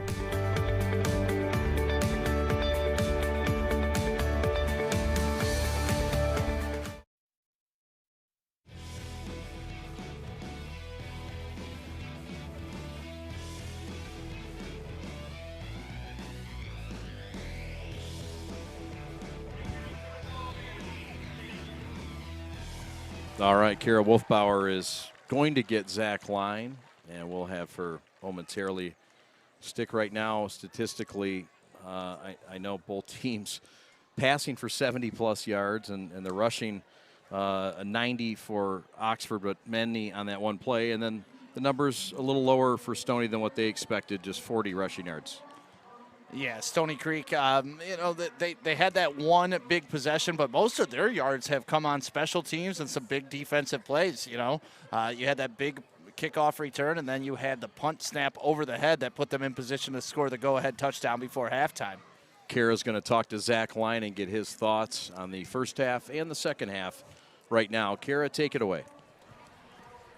Welcome back to Gridiron Game Day on the Prep, now joined by Coach Zach Line from Oxford High School. So, Coach, tell me a little about heading into the second half. There's been a couple mistakes from you guys here in this first half, how you're looking to turn it around and bring the momentum back on your side. Yeah, we're just looking to respond. We have a really good team, great leadership, so just respond in the second half, play our brand of football. And something we talked about right before the interview is that McCarthy on their side has been very effective tonight, 3 touchdowns. How are you guys looking to combat his effectiveness tonight out on the field? At the end of the day, football comes down to blocking and tackling. So just got to put the ball down. He's running hard. Right now, that is their offense. So it's not a hard thing to pinpoint, but he's a good runner. So just got to put the ball down. Thanks, Coach. Good luck in the second half. Thanks. Chad. All right. Thank you very much, Kara. And you can understand his philosophy and his thoughts on that. And this is a team that wants to really run the football, run it effectively and consistently, most importantly. How do both teams deal with that?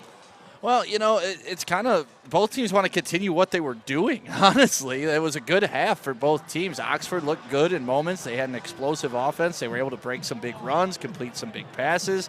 And then, for Stony Creek, they held the ball. They had a nice drive, and they did their thing on special teams. So if I'm Oxford, I'm eliminating the special teams mistakes. If I'm Stony Creek, I'm trying to keep that possession game going, and I'm trying to keep the ball out of Oxford's hands. All right, sounds fair enough. We'll see how this second half unravels. It was a Stony Creek team that deferred. And so they will get the football here in the second half.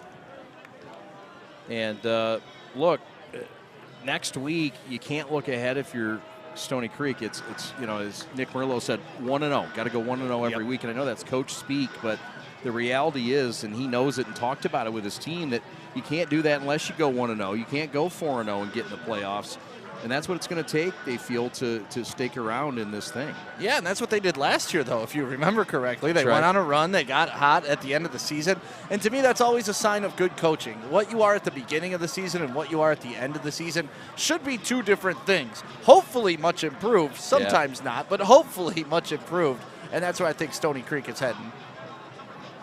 Yeah, and last year they went on a run, winners of 2 of their final 3 over Rochester, over Anchor Bay, before falling, won their final 2 before falling in the first round of the playoffs. There you see it, the Yellow Ribbon Foundation, and we spoke with the president who's from Rochester Hills, and there you see him getting honored, Stick. What a great honor it is to call a game of these strong men and women that have put their lives in the line for our country. I tell you what, anytime I see somebody who has served in the military, you got to show them the utmost respect, because we wouldn't be able to do what we do without them. We appreciate Pat Bush, otherwise known as Pat the Stat, who's a veteran and on our crew, but ironically, no Pat the Stat tonight. It's Jam Jan and Asan running the stats. They're doing a great job, but hello to Pat, who's watching his granddaughter on homecoming court tonight. I mean, priorities, right? Oh, yeah. It's either that or be here with us goons. Yeah, no, I encouraged him. It was good for us to get a week away from each other. No, Dad, you do that. I think that's good. I think it's good. No, we miss him. Stony Creek to start at their own 20-yard line. They lead by 4. However, they once trailed in the game by 10. It's been a game of runs. Play action, McCarthy looking right side, got a man, got a first down and more. The cutback, Napolitano making some more hay on play number 1. And I love that, because all halftime long, Oxford was preparing for the run from the quarterback, And there you go. You get a little action, get a wide receiver, Politano on the outside, and next thing you know, he's making some moves. The Cougs say we can do a little play action ourselves, Oxford.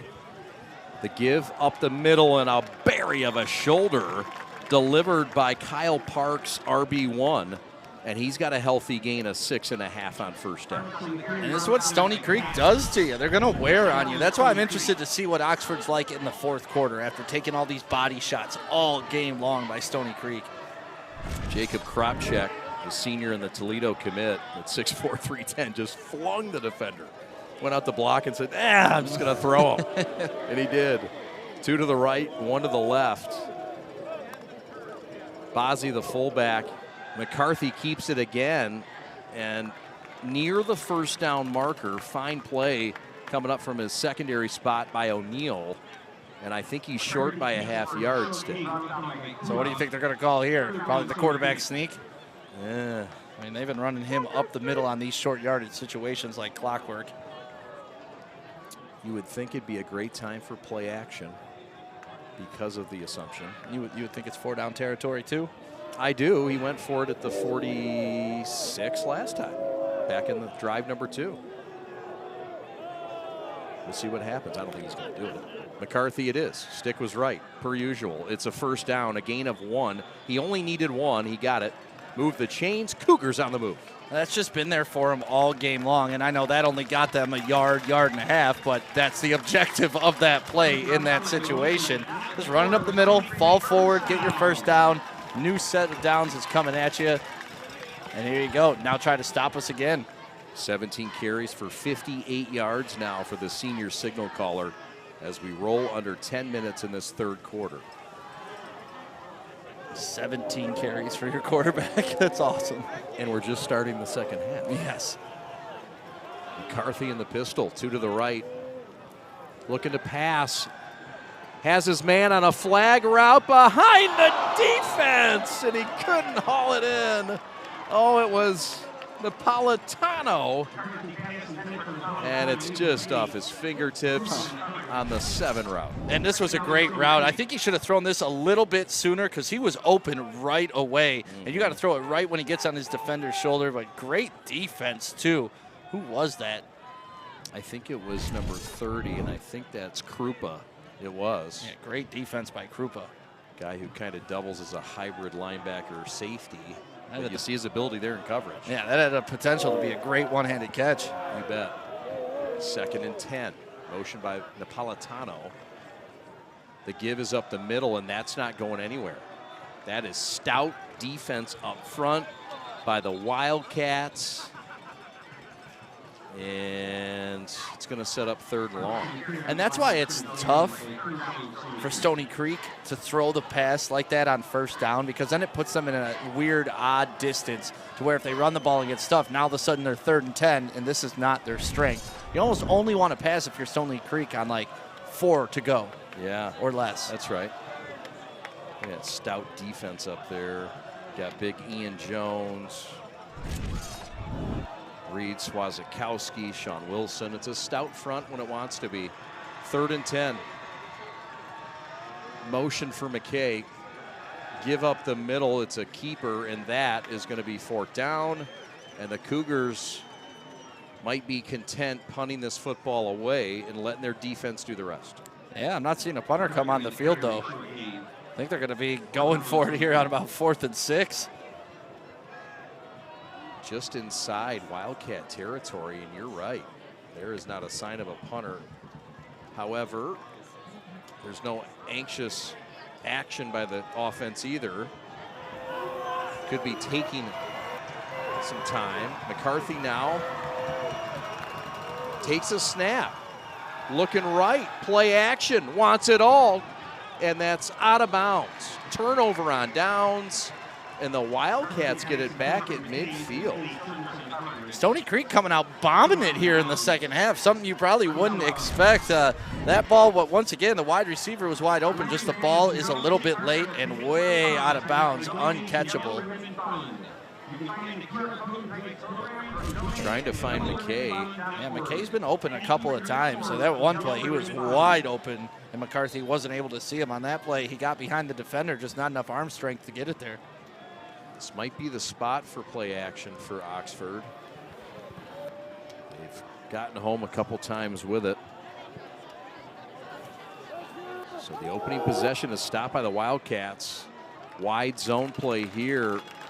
Gain of a couple by Johnson. My mom texting me some fun stats right now. Hi, Dawn. Napolitano is the El Politano's grandson. And my mom went to school with Adam Napolitano. Was that her father or his father? Apparently. Wow. Yeah. Your mother fresh off her flight from Phoenix. Yeah, she picked her up last night from Metro, and she's staying at the house right now, obviously watching the prep on YouTube. You give Miss Dawn a real nice big warm hug from Chad. You don't have to worry about that. 7.5 left. Play action, there it is.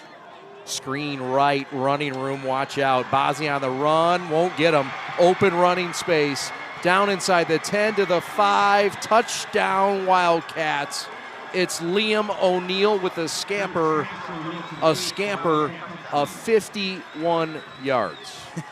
And you know who else just scampered? Hendricks all the way down the field after throwing that. Watch how he draws the defender in and draws him in and takes the hit, but still had enough touch on the ball to get it to his wide receiver to give him a chance to beat the defender. That was a great play. Oxford, they are a big play team waiting to happen. Broke a Bozzi tackle, which is not easy to do, and you see the giddy up from O'Neill. Here comes the extra point from Katie, looking to give the road Wildcats a 3-point lead. Kicks up, and the kick is to Pluto. 24-21 with 7:11 left in this third. This is the third lead change of the ball game, and we got a lot of time left. Yeah, been a good game on both sides of the ball for both teams, really, and very exciting football. You know, we always talk about this. Sometimes we're in a game and you're like, okay, you could tell who's got the momentum, who's going to continue to dominate this game. This game, you don't really know. It's still undecided. You don't know who's going to throw that last haymaker. Look at the Wildcats who've made the trip from Drainer in 24 down to Cougar Stadium. A lot of support and spirit on both sides. Yellow ribbon night, glad to be a part of it. It's a 49-yard touchdown pass from Hendricks to Liam O'Neill.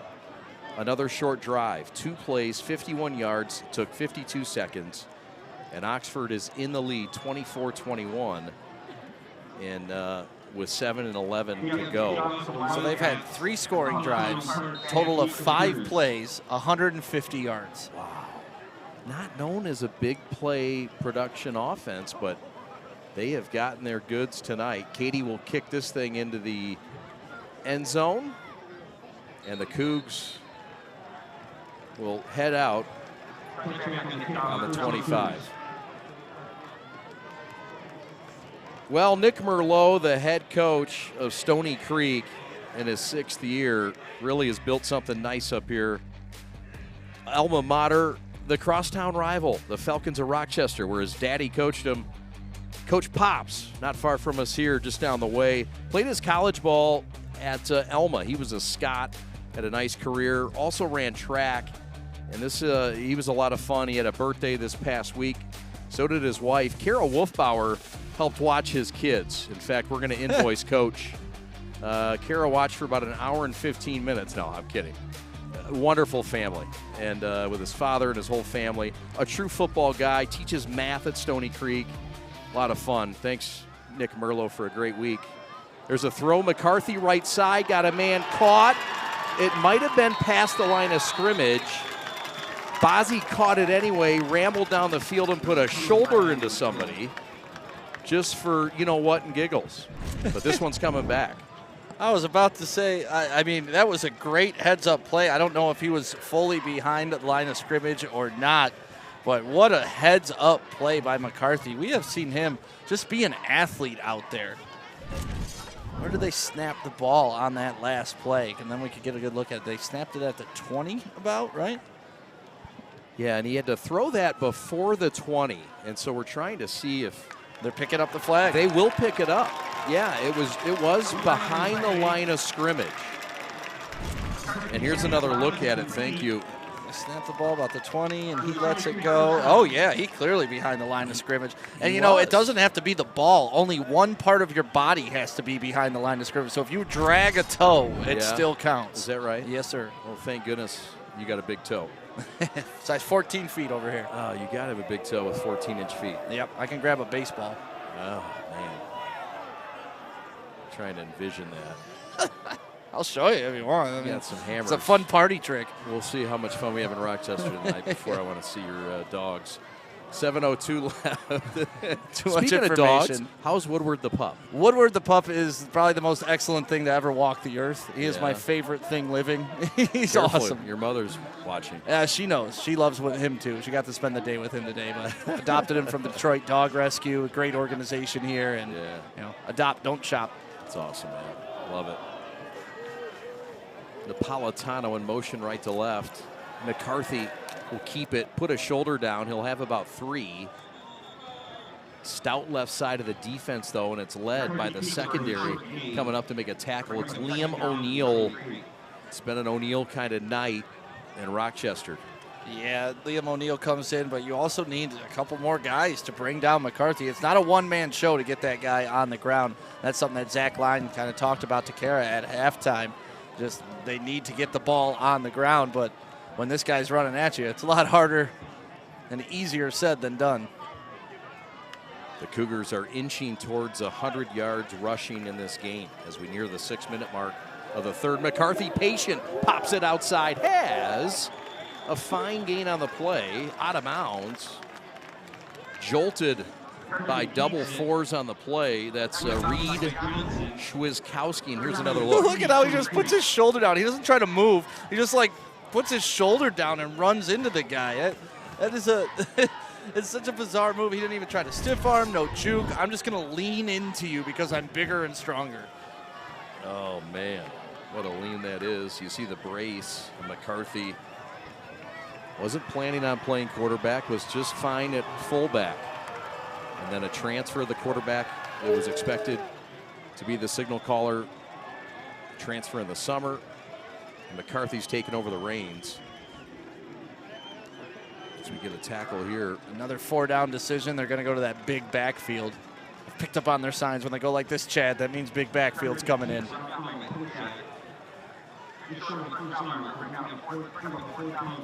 They've had pretty good success on 4th down today. But here you go. I mean, just a big fella up the middle again. Try to stop us. 2 for 3 on 4th down tonight of the Cougars. 4th and 1 from the 46.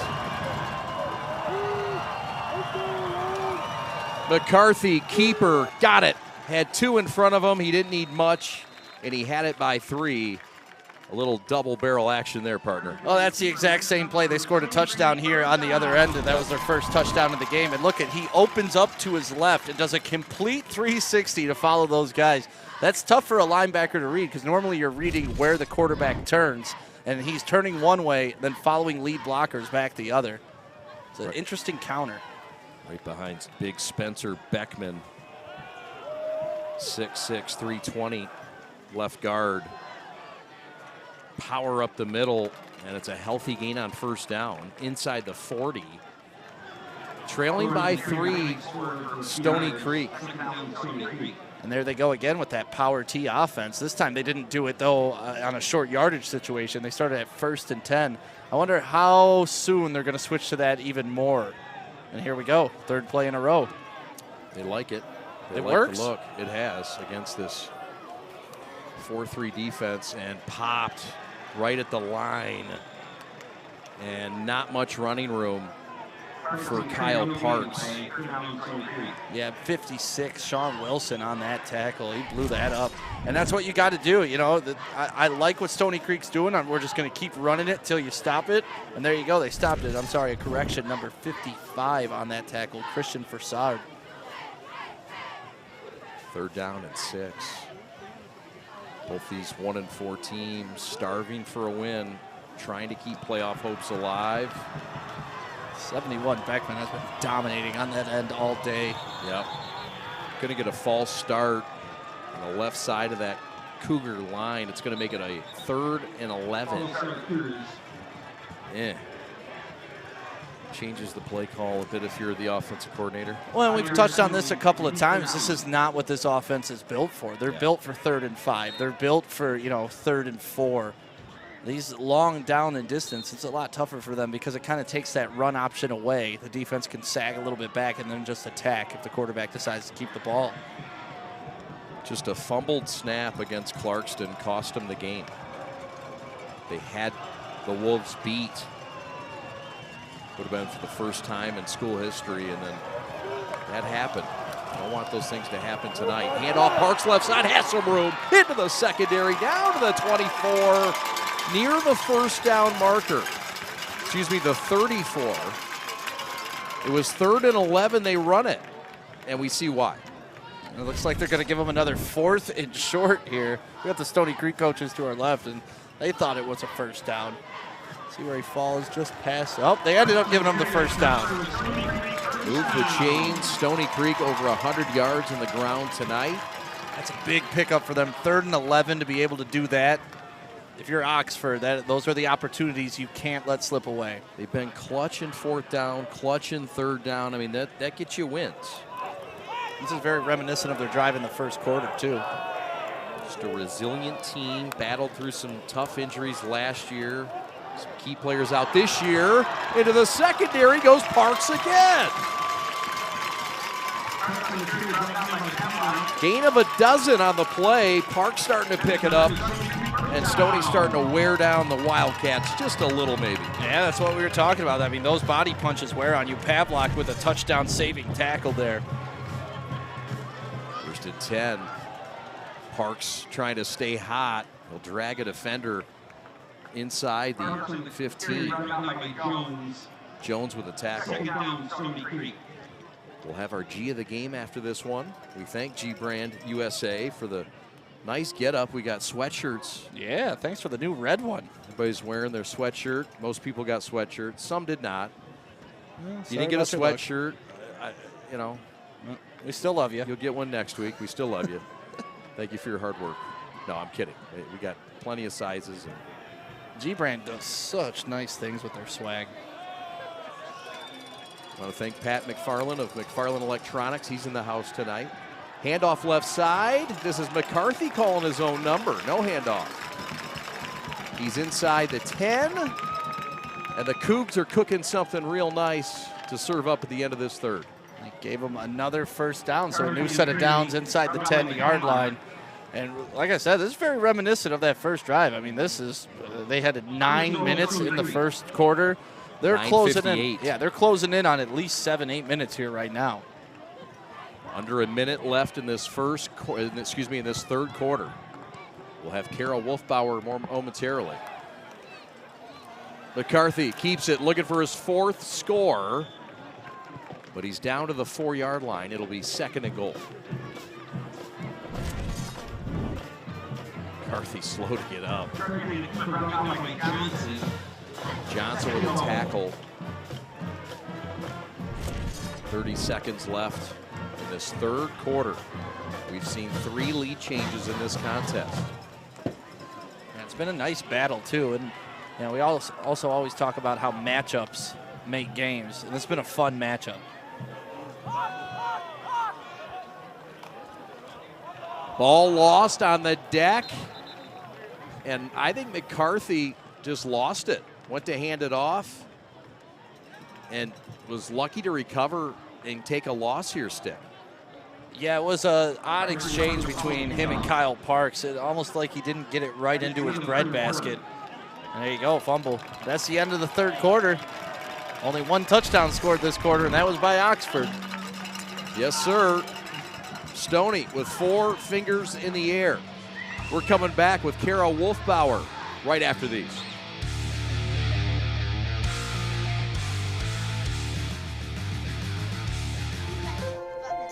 The innocence of youth.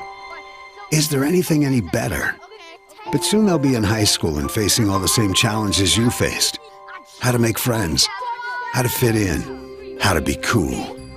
We want our children to have everything they'll need to live fulfilling and productive lives.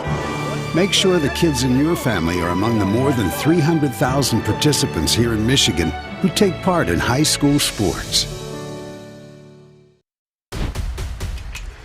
Lowering the shoulder.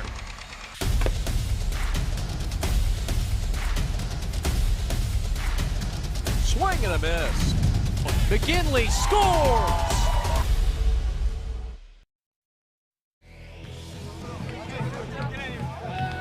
All right, so as you guys know, all the energy here at Stony Creek comes from this student section. So we're gonna do some rapid fire here. We're gonna start with you. Tell me what your favorite part of being at a Stony Creek football game is. I love the chance we all get super rowdy. The roller coaster! Yeah, we just saw that roller coaster, and you one more time, girl. I love the spirit and the energy! Let's hear from Stony Creek. We'll send it back up to Chad and the guys. This is where all the energy comes from. Thank you, Kara. Meanwhile, McCarthy's into the end zone. Touchdown, Cougars. From 4 yards out, it's fitting. It's his 4th touchdown of the night, and the Cougs are up by a half score. Yeah, well, Kara was talking to the student section, talking about bringing the energy. That's where they're getting it from, watching that guy run for 4 touchdowns tonight. And how do you stop him? I mean, it's been over a 5-minute drive there for Stony Creek. They got the lead back now. This has been such a great back and forth between these two teams. I don't care if the record is 1-4. This is a good football game. Primetime game between a couple of teams fighting to get out of the cellar of the red, but that's a nice cellar to be in. Extra point is blasted up and good. And the Cougars are up by 4 with 11:56 to go. We'll take a timeout. We're coming back to beautiful Stony Creek Stadium right after this.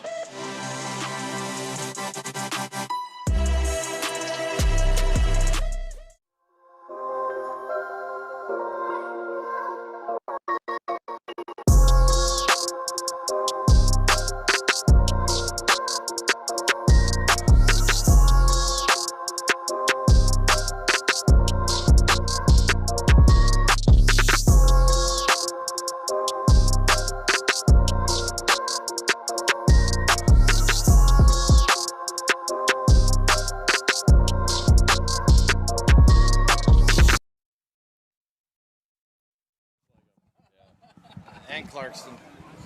27-9.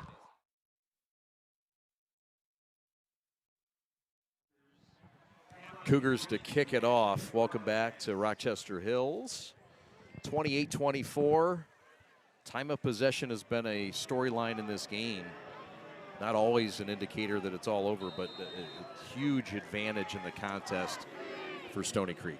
Yeah, 27 minutes to 9 minutes. But you know what?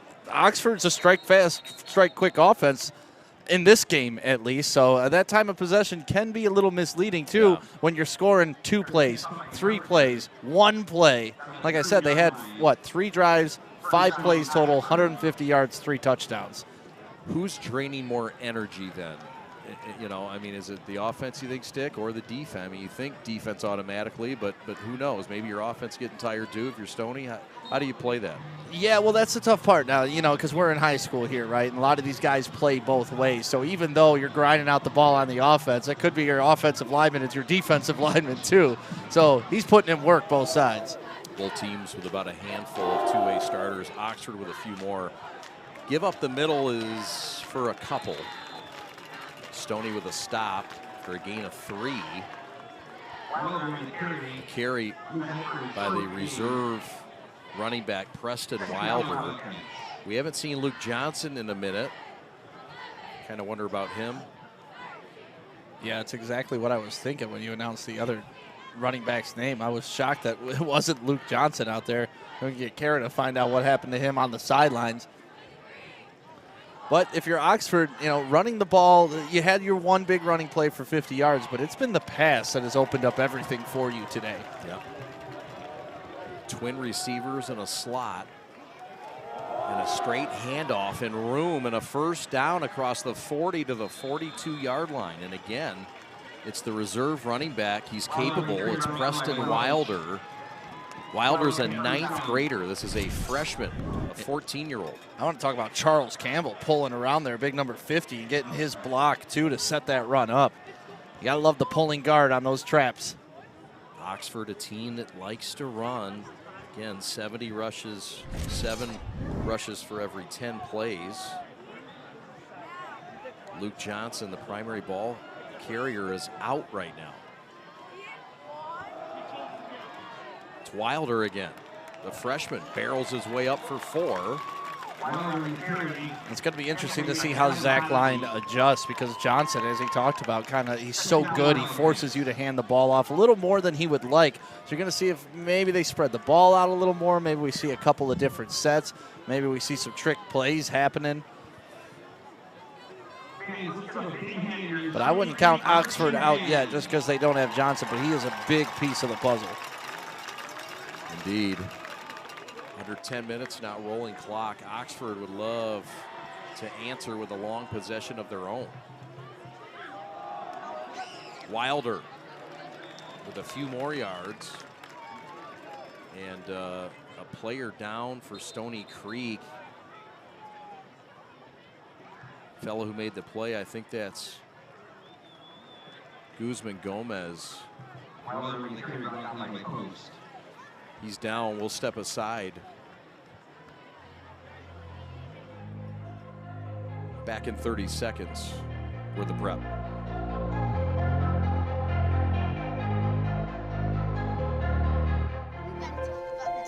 The innocence of youth. Is there anything any better? But soon they'll be in high school and facing all the same challenges you faced. How to make friends, how to fit in, how to be cool. We want our children to have everything they'll need to live fulfilling and productive lives. Make sure the kids in your family are among the more than 300,000 participants here in Michigan who take part in high school sports.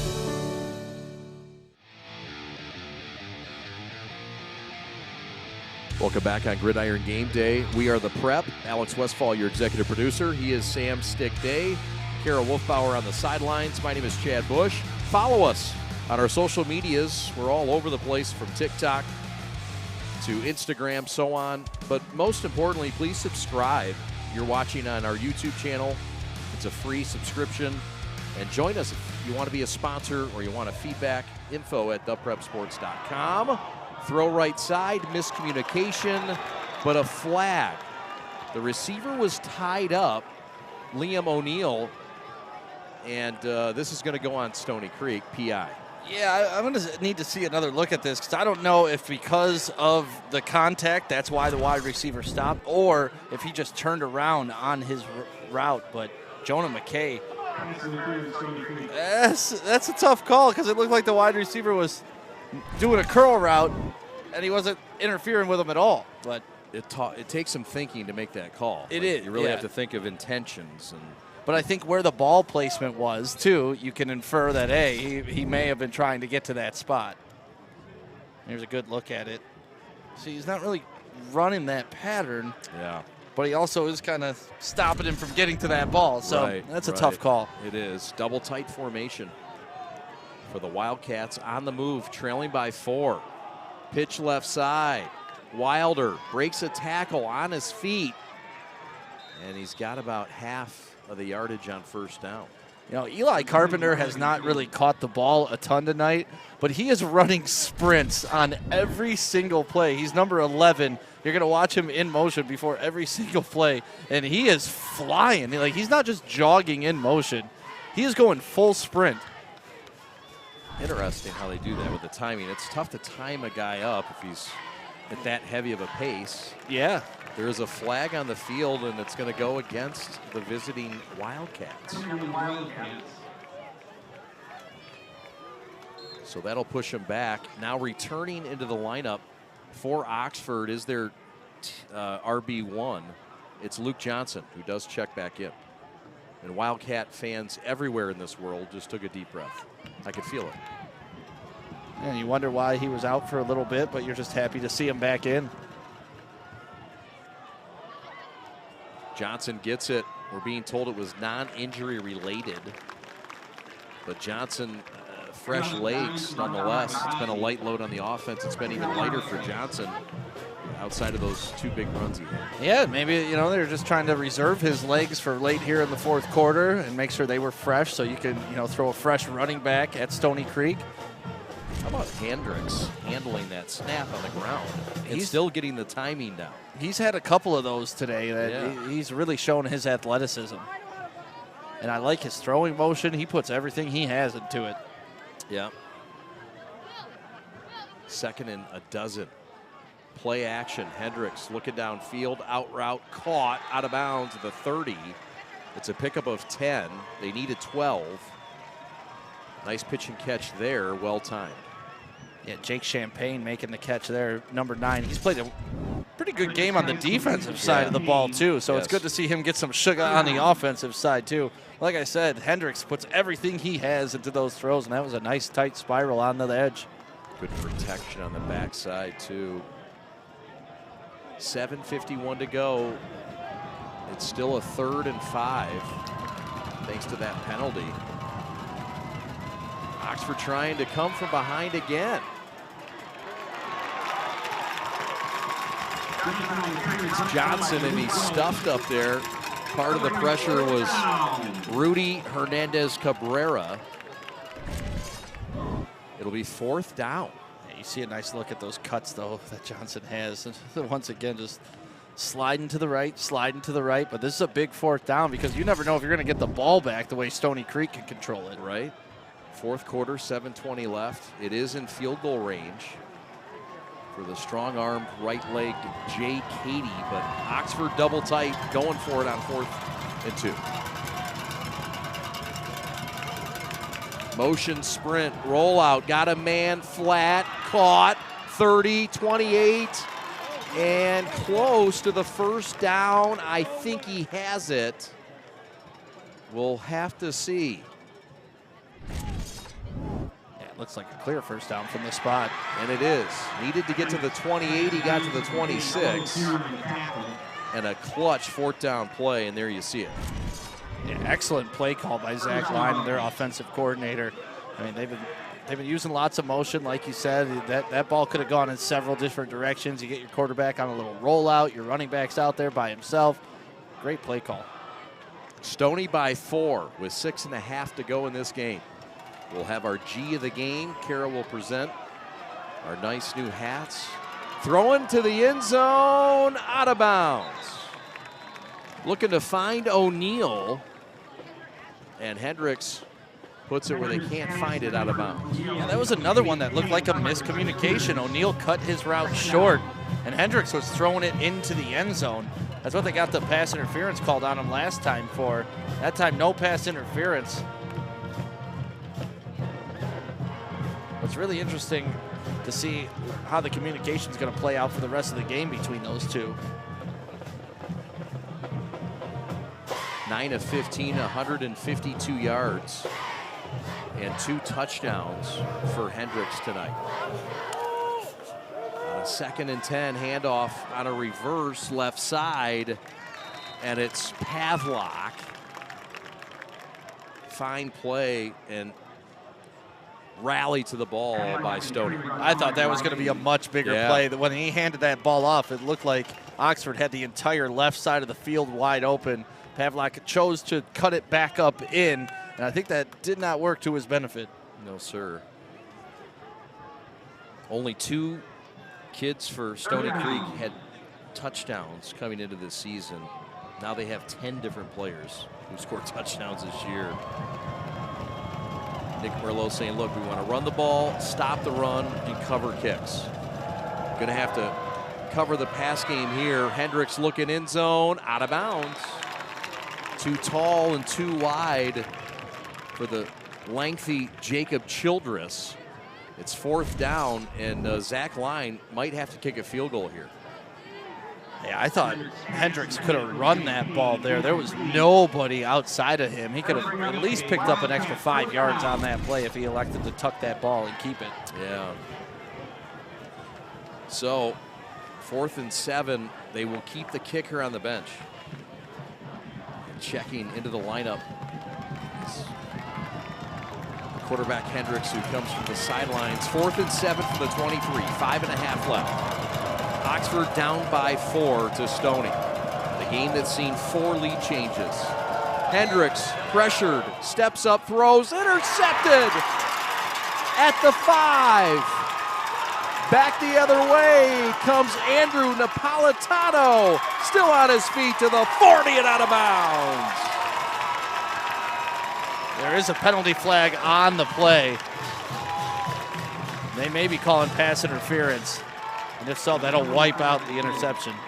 Oxford says it is PI. We'll wait for the official call. What a change. We'll watch the replay here. And there was just a lot of contact. That may be some incidental contact that led to the interception, but nonetheless, the official called it. But we've seen these officials get together and pick up a flag before in this game. Yeah. So hold your hat. The Wildcats are on the move still. 5:15 to go. Pass interference on Stony Creek. Here's another look at it.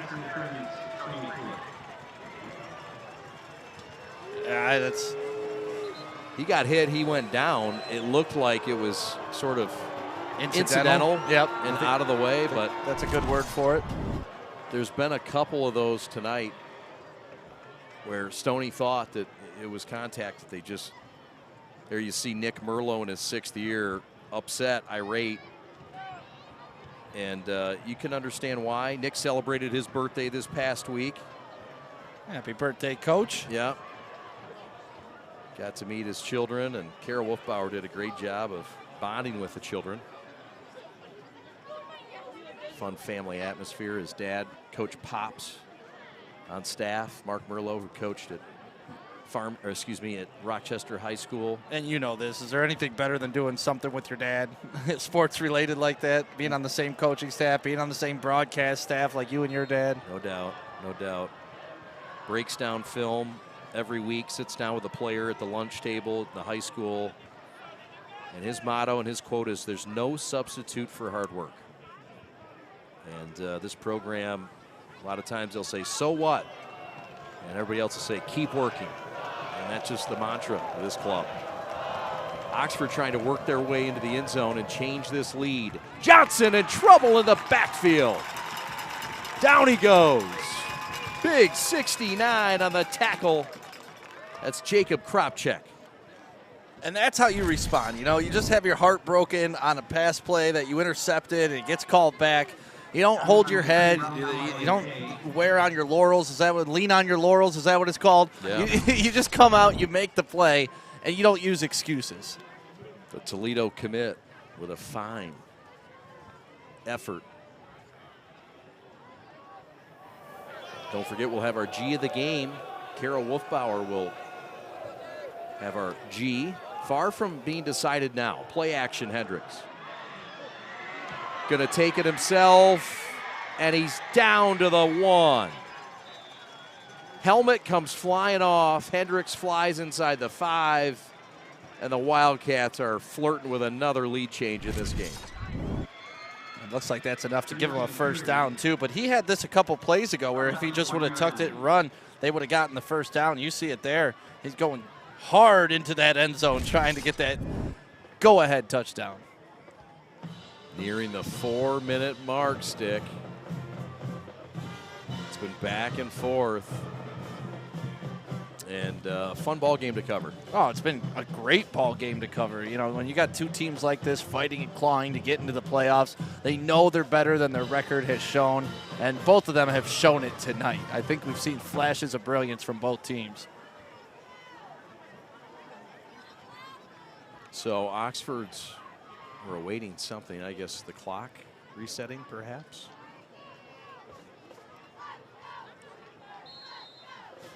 Timeout on the field. We'll take a timeout with them. We're back in 60 seconds to Cougar Field right after these.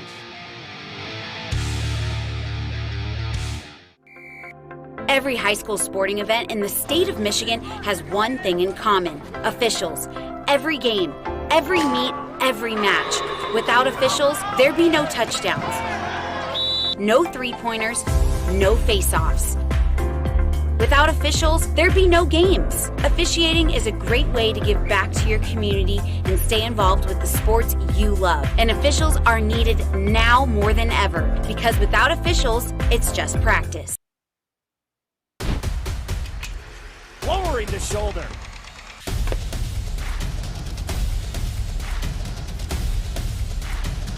Swing and a miss.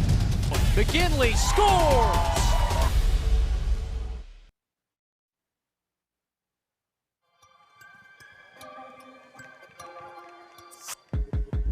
Chad and Stick back with you. Kara Wolfbauer on the sidelines. Oxford with a 1st and goal from the 2. Call it the 1. New quarterback under center, though. Benjamin Brewski. Hands off right side. Johnson into the end zone. Touchdown, Wildcats. 30-28. Johnson into the end zone for the 2nd time. And the lead changes again with a few minutes to go in this contest. Yeah, I mean, is it going to be the last person that has the ball wins it? And if so, Stony Creek has a chance to milk the clock like they've done all game. But Johnson has looked good all game long. They took him out for a little bit. I don't know if it was to rest him to give him that power. But, you know, it doesn't matter who your quarterback is if you're handing it to 31, and he's doing that. Ian Jones is fullback with a nice block to help spring him. Extra point is up and good. So with 3 minutes, 31 seconds to go, 31-28.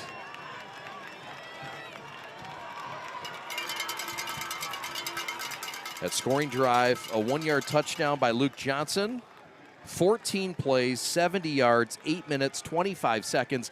That was the Oxford offensive drive they were looking for to match the time of possession and efficiency that they had. Well, they almost matched their time of possession for the entire game on that drive. They had the ball for 9 minutes prior to that and 8 minutes on that drive. And now they got to hope that they didn't leave Stony Creek with enough time. 13 rushes now for 81 yards for Johnson to go with 2 touchdowns. Well, Oxford is under the tutelage of Zach Line in his 4th year, former NFL running back. And this is a guy that came right out of the bigs in 2019 after retiring from the Saints, 2009 grad of Oxford. Bud Rowley said, hey, look, you should be the coach. You should go for it. And a year or so later, Zach Line says, yeah, that sunk in. And his 7-year career ended. This guy had a phenomenal career at Oxford and with a Pony Express at SMU. He was the Offensive Player of the Year in Conference USA. back in 2012. Pretty cool to have a young man, 32 years old now, leading his alma mater with some real experience. We talked about Sean Payton and the impression he left on him. Bud Rowley, who he played for, the legendary Bud Rowley, a big mentor of his and a guy that he really raved about and talked about, just being that kind of a tough, tight mentality and a hard-nosed coach. 5th grade is when Zach Line moved into the Oxford community from Sterling Heights, and he says he's been an Oxford man since. Stony Creek trying to reverse this lead now with 3.5 left, but the Wildcat defense was something to say in that secondary. Yeah, Johnson with the tackle there as well. So not only did he put it in the end zone, he comes back and makes a big play, tackle for loss here on first down. Pavlock in there as well. There you see the strong staff at Stony. Oh, the Stony Creek coaching staff is the most well-dressed coaching staff I've ever seen. Under Armour gear. Yeah, you bet. Armor Up is their motto, or one of them, and Under Armour is the apparel sponsor. But they are all wearing the exact same thing. Normally you don't see that with coaching staffs. It's kind of like a mismatched thing, but they all got the long blue pants on, the white shirt. Yeah, that's right. They look very in sync. Something to be said about that. Yeah. If you can pull it off, it's tough to convince a bunch of people to do that. It is. You got a bunch of rebels. It would never work with our crew. No, it doesn't. Look at us. I've tried it. Too many rebels. C. Jack is one of them. Our A1 tonight. McCarthy on a 3rd and 8. Going to throw it incomplete. And with 2:22 to go, the Cougars in a tough dilemma here since the Wildcat defense has stepped up. Yeah, Bozzi with his hands on his head after that, because if he catches that's a big play. That was a well-designed play. Once again, opening up to the opposite side of the field that they're going to. Look at that. Then the spin around. Nice cutback block by 21, and Bozzi was open. Yep. Nobody on that side of the field if he catches that ball. Johnson causing havoc. 4th down and 8. This could be the ball game. McCarthy from his own territory in trouble. Throws downfield and incomplete. Incomplete. Oxford forces the turnover on downs with 2:15 left and plus deep territory. Big gut check time for the Cougars. Yeah, that was like a unplanned Hail Mary. He just kind of chucked it up there, and really that was a prayer, hoping somebody could run underneath it and make a play. Interesting play call there. I like the rollout again, and you have to go for the first down on that play. But yeah, that was just kind of a wing and a prayer. Well covered by the Wildcats. Here you see the road contingency. It's made its way down from Oxford. Well, we can't hear you chant coming across. Yep. What a community it is, a strong community that's had to really be resilient from a tragedy that they didn't deserve. Throw right side. Johnson breaks a tackle into open field at the 5 and down to the 2-yard line. When you need a play, 31 usually picks up. Yeah, his feet are just so smooth and so quick when he gets outside like this, and that's a 3rd or 4th time they've run that play, but breaks another tackle by number 1, Luke Welsh, on that. He's able to get inside the 2-yard line. Great job down there by our cameraman. Yeah, great camera work tonight. Alex Westfall, the ultra versatile camera 4. 2:06 left. Hendricks under center trying to clinch it. Throws, end zone, caught, touchdown. Ian Jones, the fullback, scores, and the Wildcats just might have clinched their first league win this season. Yeah, that was almost the same play they ran to the halfback. They just ran it to the fullback this time. You know, a little out route on the edge, and nice easy toss for the touchdown from Hendricks. This is coming right at Alex Westfall, who I think avoided a great collision. Talk about versatility. Is there anything Alex Westfall can't do? Look at him. He's sprinting right now to get a picture of this kick. Maybe get a game log put together. Yeah, you did that. Check this end zone view that's about to come up. Look at Westfall follow that ball. Extra point is up and good. So with 2:03 to go, the Cougars are up against it on Yellow Ribbon Night. 38-28. The Cougars trying to make one last push with a couple to go. Back after this.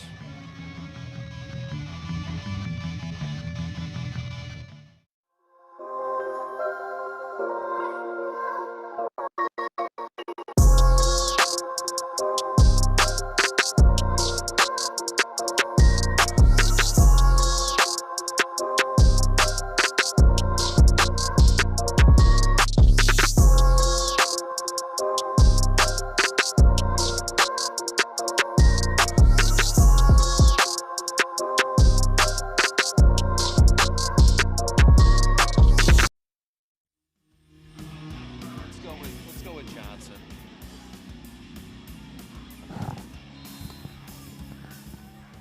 The Cougars looking for a prayer here. 2:03 to go. And they took a gamble and went for it. Deep in their own territory on fourth down stick. And look, they've had a lot of success tonight on fourth down. The numbers look like, why not go for it? Those were different fourth down scenarios. Those were 4th and 1, 4th and 2. That was about a 4th and 11 that they just tried to convert. And, you know, we've mentioned it a couple times. That's just not what this offense is built to do. They're built to hammer you and hammer you and hammer you and play with a lead. Because once they get up, you can tell they keep the ball, and it's tough to get back. Yep. But I wouldn't count them out yet. No. There is time. It was a two-play drive, 22 yards. It took just 12 seconds. Another drive by Oxford that was less than 2 plays or less. And it's Hendricks to Jones. Stoney trying to rally. McCarthy fires it down the middle of the field and just past the outstretched arms. They were trying to get Bozzi down the middle and nearly had him. Yeah, Oxford is ready for that play. They got about 4 defenders playing deep. You know, they're expecting the deep ball right now. Pressure by the man who had the touchdown, Ian Jones.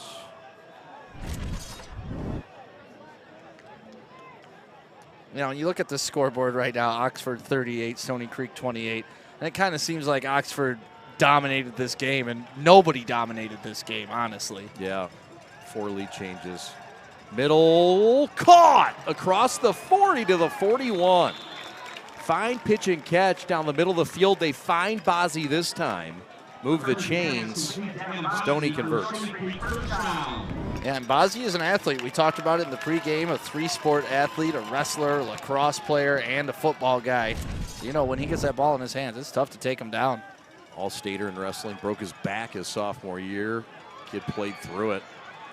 And that pass is converted to the 45. Wide open again is Bozzi, still on his feet. And down at the 37. Johnson finally takes him down, but not before a pickup of about 17. Out in high school, the clock stops on the first down until the ball's set. So, you know, the clock's not running right now. As soon as they set the ball, there you go, the clock starts running.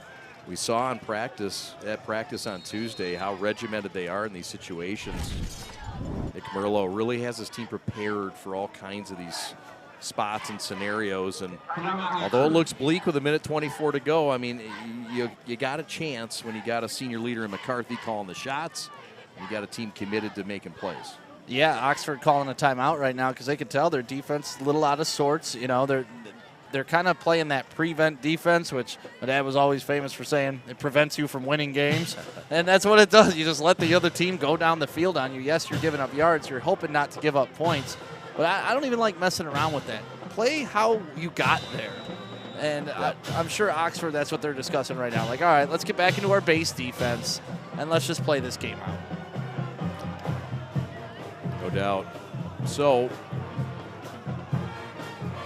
I believe there's one timeout left for Stoney. It's unofficial. McCarthy in the pistol. 2 wide right. Has some room, throws in the flat, but it's too tall for Napolitano. Does stop the clock. Not a lot lost there, really. Yeah, and fun fact, Napolitano walked his grandfather out on the field today, who served in Vietnam. Is that right? And so they were part of the celebration very cool. today. Yeah. Very, very cool. Look at you getting inside scooping game. Yeah, Mama Day at home just sending me texts.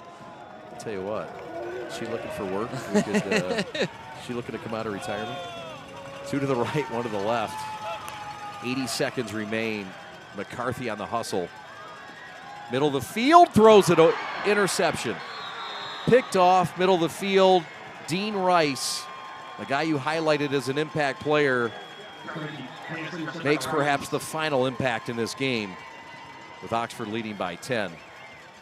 And he also does a heads-up play of just getting down, right? You see the field in front of you. You want to score your touchdown, but the more important thing is to hold on to that ball and make sure your team gets the possession. So very smart play, but, man, what a tempting thing when you get that interception to try to run down the field. There ain't no way you get me to go down on my knee after a pick. No, sir. God bless his discipline, but there's zero chance of that ever happening. That is why he's a smarter player than I was. And me too.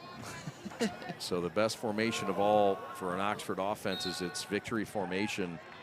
And the Wildcats are on their way to their first victory since the Week 2 win over Oak Park in their 37-0 shutout. And, well, for Stony Creek, who at times were dominant in this game, their losing streak extends to 4 games, with their crosstown rival Adams staring them straight in the face next Friday night.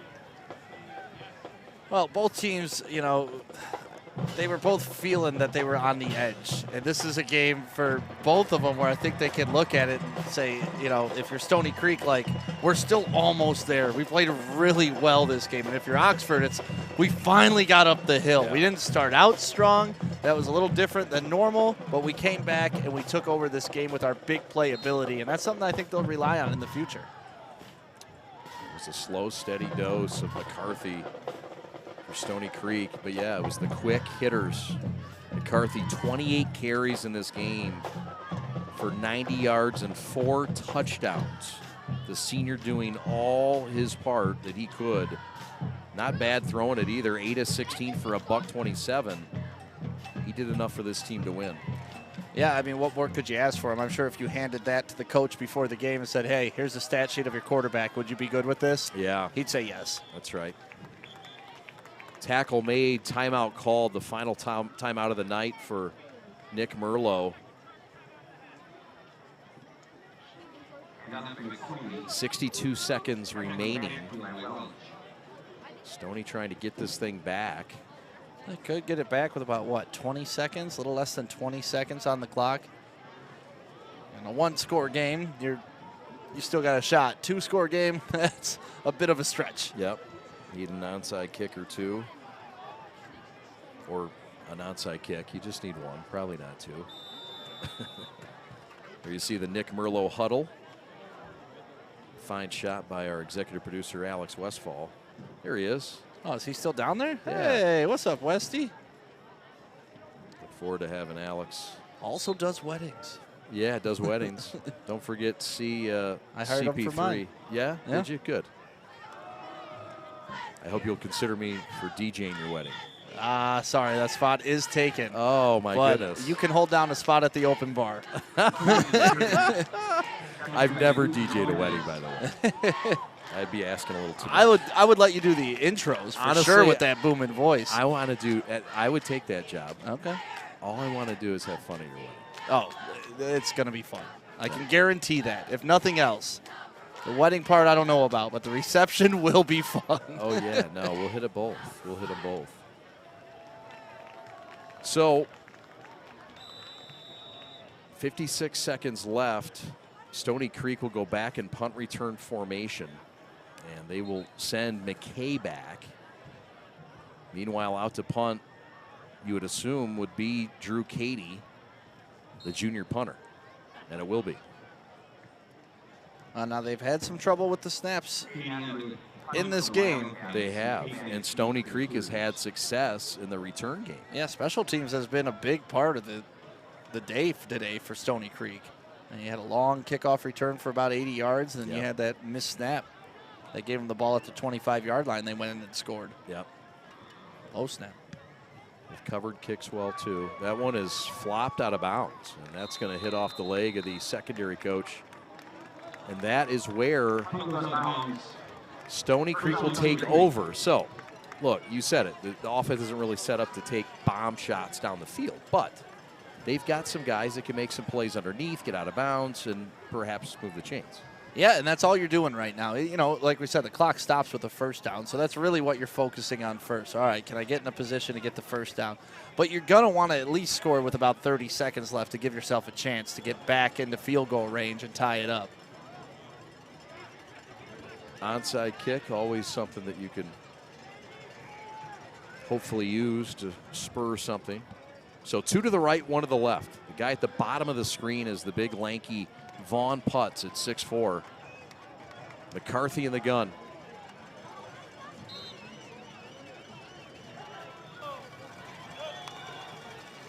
.50 seconds to work. McCarthy creates space, looks downfield, has a man, caught at the 14-yard line. Wide open was Jonah McKay, and McCarthy throws a dart and a big gainer. Call it a gain of about 30 down to the 15. McCarthy is a fun quarterback to watch. Even there when he's scrambling, he tucks the ball, but he keeps his head down the field, able to find his man. Now you got a couple shots at the end zone here. 4 touchdowns rushing tonight, all 4 touchdowns via McCarthy. There's a throw out route and too tall. Yeah, but that's kind of a good incompletion. If he catches that, he's probably tackled inbounds, and that's going to run a lot of clock. So that's almost a good incompletion at this point. I thought he was going to go to your boy Putz that you called earlier, because he was down here single coverage, and like you said, 6'4". Let him use his size.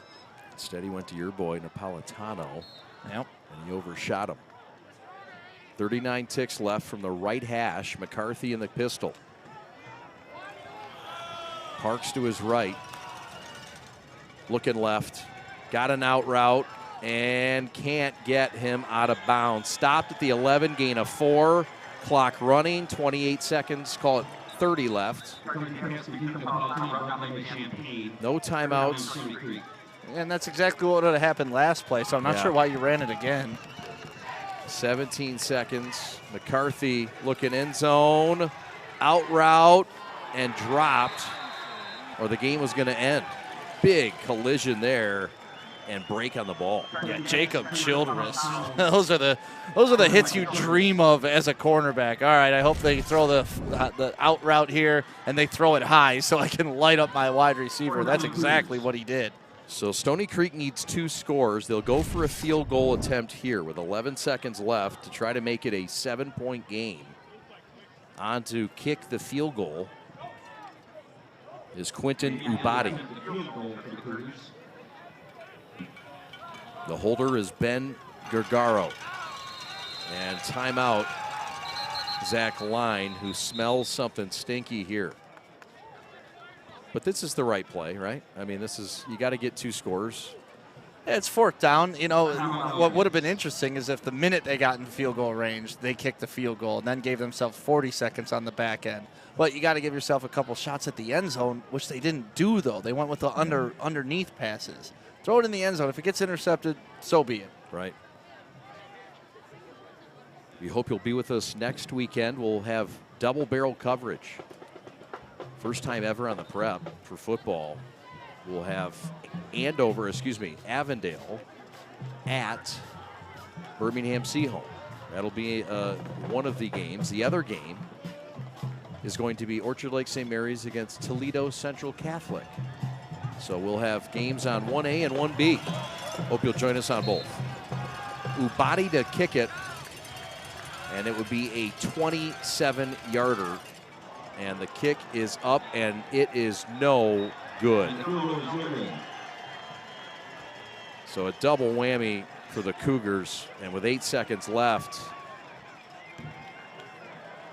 looking like a 10-point win for the road Wildcats. And the Wildcats got to feel good about getting this win, coming in here, playing as hard as they did, showing the resiliency that we talked about that both teams needed, and playing through the entire 4 quarters. Because if they would have given up in the 4th quarter, they were down early. They came back, they got their touchdowns, they took the lead, and they never relented. No, sir. Trailed 28-24 and went on a 14-0 run. And they are in victory formation. All right, this one's over. Oxford wins it. In a battle of the OAA Red. Tonight's ball game's over. We'll have our G of the game coming up next. Kara Wolfbauer will have our G, a couple of candidates to consider. We'll find out who it is right after this. Oxford wins it by 10.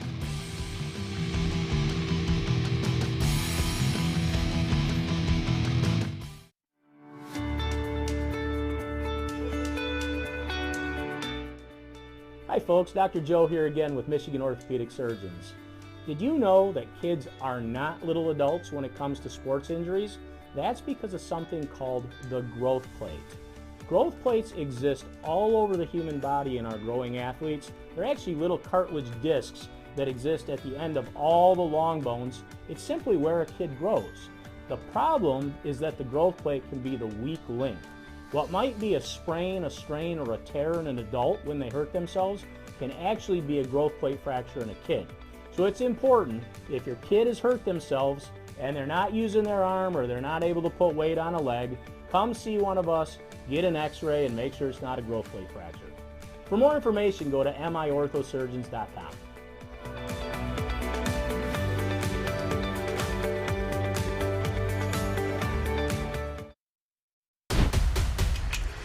Lowering the shoulder.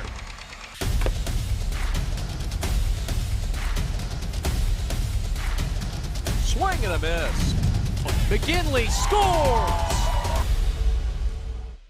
Welcome back, guys. Now I'm joined by our G of the game, Luke Johnson, presented by G Brands. You can see his hat for being our MVP tonight. Luke, fantastic game, 2 touchdowns today, but it's actually your guys' first league win. So how's it feel as a team now to be able to pull out this win here tonight? I feel like we worked really hard throughout the week, going through practice, being focused every single day. This is our first win, and I'm very excited for the next one, you know.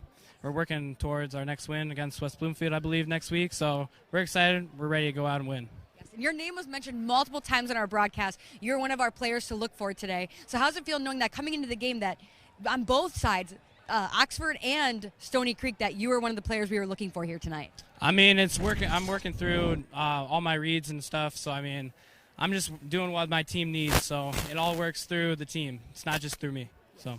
Well, congratulations once again on being our G of the game presented by G Brands USA. Congratulations, Luke. You can go celebrate with your team now. Sorry, we pulled him away from a big celebration he had, but we'll send it back up to chatting guys in the booth. Thanks for joining us this week. Thank you. All right, wearing that Prep G of the game hat very proudly. Kara Wolfbauer, excellent job on the interviews all night long.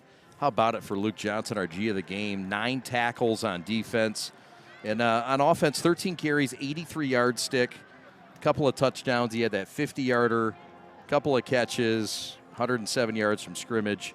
Well-deserved player of the game. Yeah, that big 50-yard touchdown was really what sparked Oxford and got them back in the game. If you can remember, they were down before that, 7-3, and when that happened, you could tell it just kind of broke through for Oxford. Then all of a sudden, their offense started to open up. We talked about the play-action pass. They used that beautifully today. I thought it was a great game for Oxford. Good bounce back for both of them. But if you're Stony Creek, I wouldn't hang my head either. I mean, you played a heck of a game. Your time of possession was through the roof. You know, just a couple errors here and there, and they could have easily walked out of here with a W, but that's why we play the game. Somebody's got to win. Somebody's got to lose. Oxford leaving with the win tonight. Congratulations to Oxford. And I tell you what, if you're Stony Creek, I mean, again, I know the wins, the moral victories don't matter a lot, but I mean, they outgained Oxford tonight at Stony Creek, 324 to 287. They were efficient with time of possession, 30 minutes to 18 minutes. And Stick, I mean, first downs, they outgained them on first downs, 18 to 13. They outrushed them in this game, 44 to 153. I mean, really outplayed them in so many areas. If you're Stony Creek, where do you go from here? You just keep grinding the stone, right? You just keep chopping that wood, and that's what you have to do because you could tell it's there, right? You know, your quarterback doesn't score 4 touchdowns because you don't have talent, right? Your defense or your special teams doesn't have big kickoff returns and recover fumbles because you're not doing the right things. So if I'm Stony Creek, I'm just keep going, man. Just keep going. Don't give up on the hard work that you've put in because there will be benefits down the road. The story of this game was the absolute flip-flop of scoring leads in this contest, 4 of them. Stony Creek had the lead 28-24. Oxford would rally for 2 touchdowns late. Stoney went for it on a 4th down in their territory, and Oxford took advantage. And this ball game is over. A fun ball game, Stick, and thanks again for your hard work, brother, and have fun with your mom, Dawn. And yeah, she's in town for 2 weeks, so she'll be with us next week, too. I think she's going to come to the game. Awesome. I know you got a birthday coming up soon, too. We're excited for that. Yeah, next Saturday. Let's go. Off to Jan Jans. We want to thank all the wonderful hosting that this Stony Creek program has given us. And a beautiful facility that they have here. This is an amazing site. Nick Merlo, we thank him very much, the head coach at Stony Creek. Also want to thank Brian Anderson, the athletic director, and we appreciate Zach Line as well for his help on Oxford. Time to thank our crew, and an excellent crew it was tonight. Alex Westfall, our executive producer, the captain back in the house, Robert Sherby, your technical director, Evan Westfall on replay, Rob Sarna on graphics, C-Jack, your A1 tonight, Adam Fuller on camera 1, Kyle Buchanan on camera 2, Matt Schwartz, the Schwarzenegger on 3. The Boss Ross on camera 4. Craig Patterson on the parabolic. Carol Wolfbauer on the sidelines. Your stat crew, Jamie Janssen in her hometown. Austin Sonnenberg also on statistics. We appreciate his hard work on media relations as well. For my partner, Sam Stick Day, my name is Chad Bush, saying so long from Stony Creek, where your final score tonight, Oxford wins it on the road, 38-28. From an ordinary idea comes a great journey. It all starts with the simple thought, a vision of something.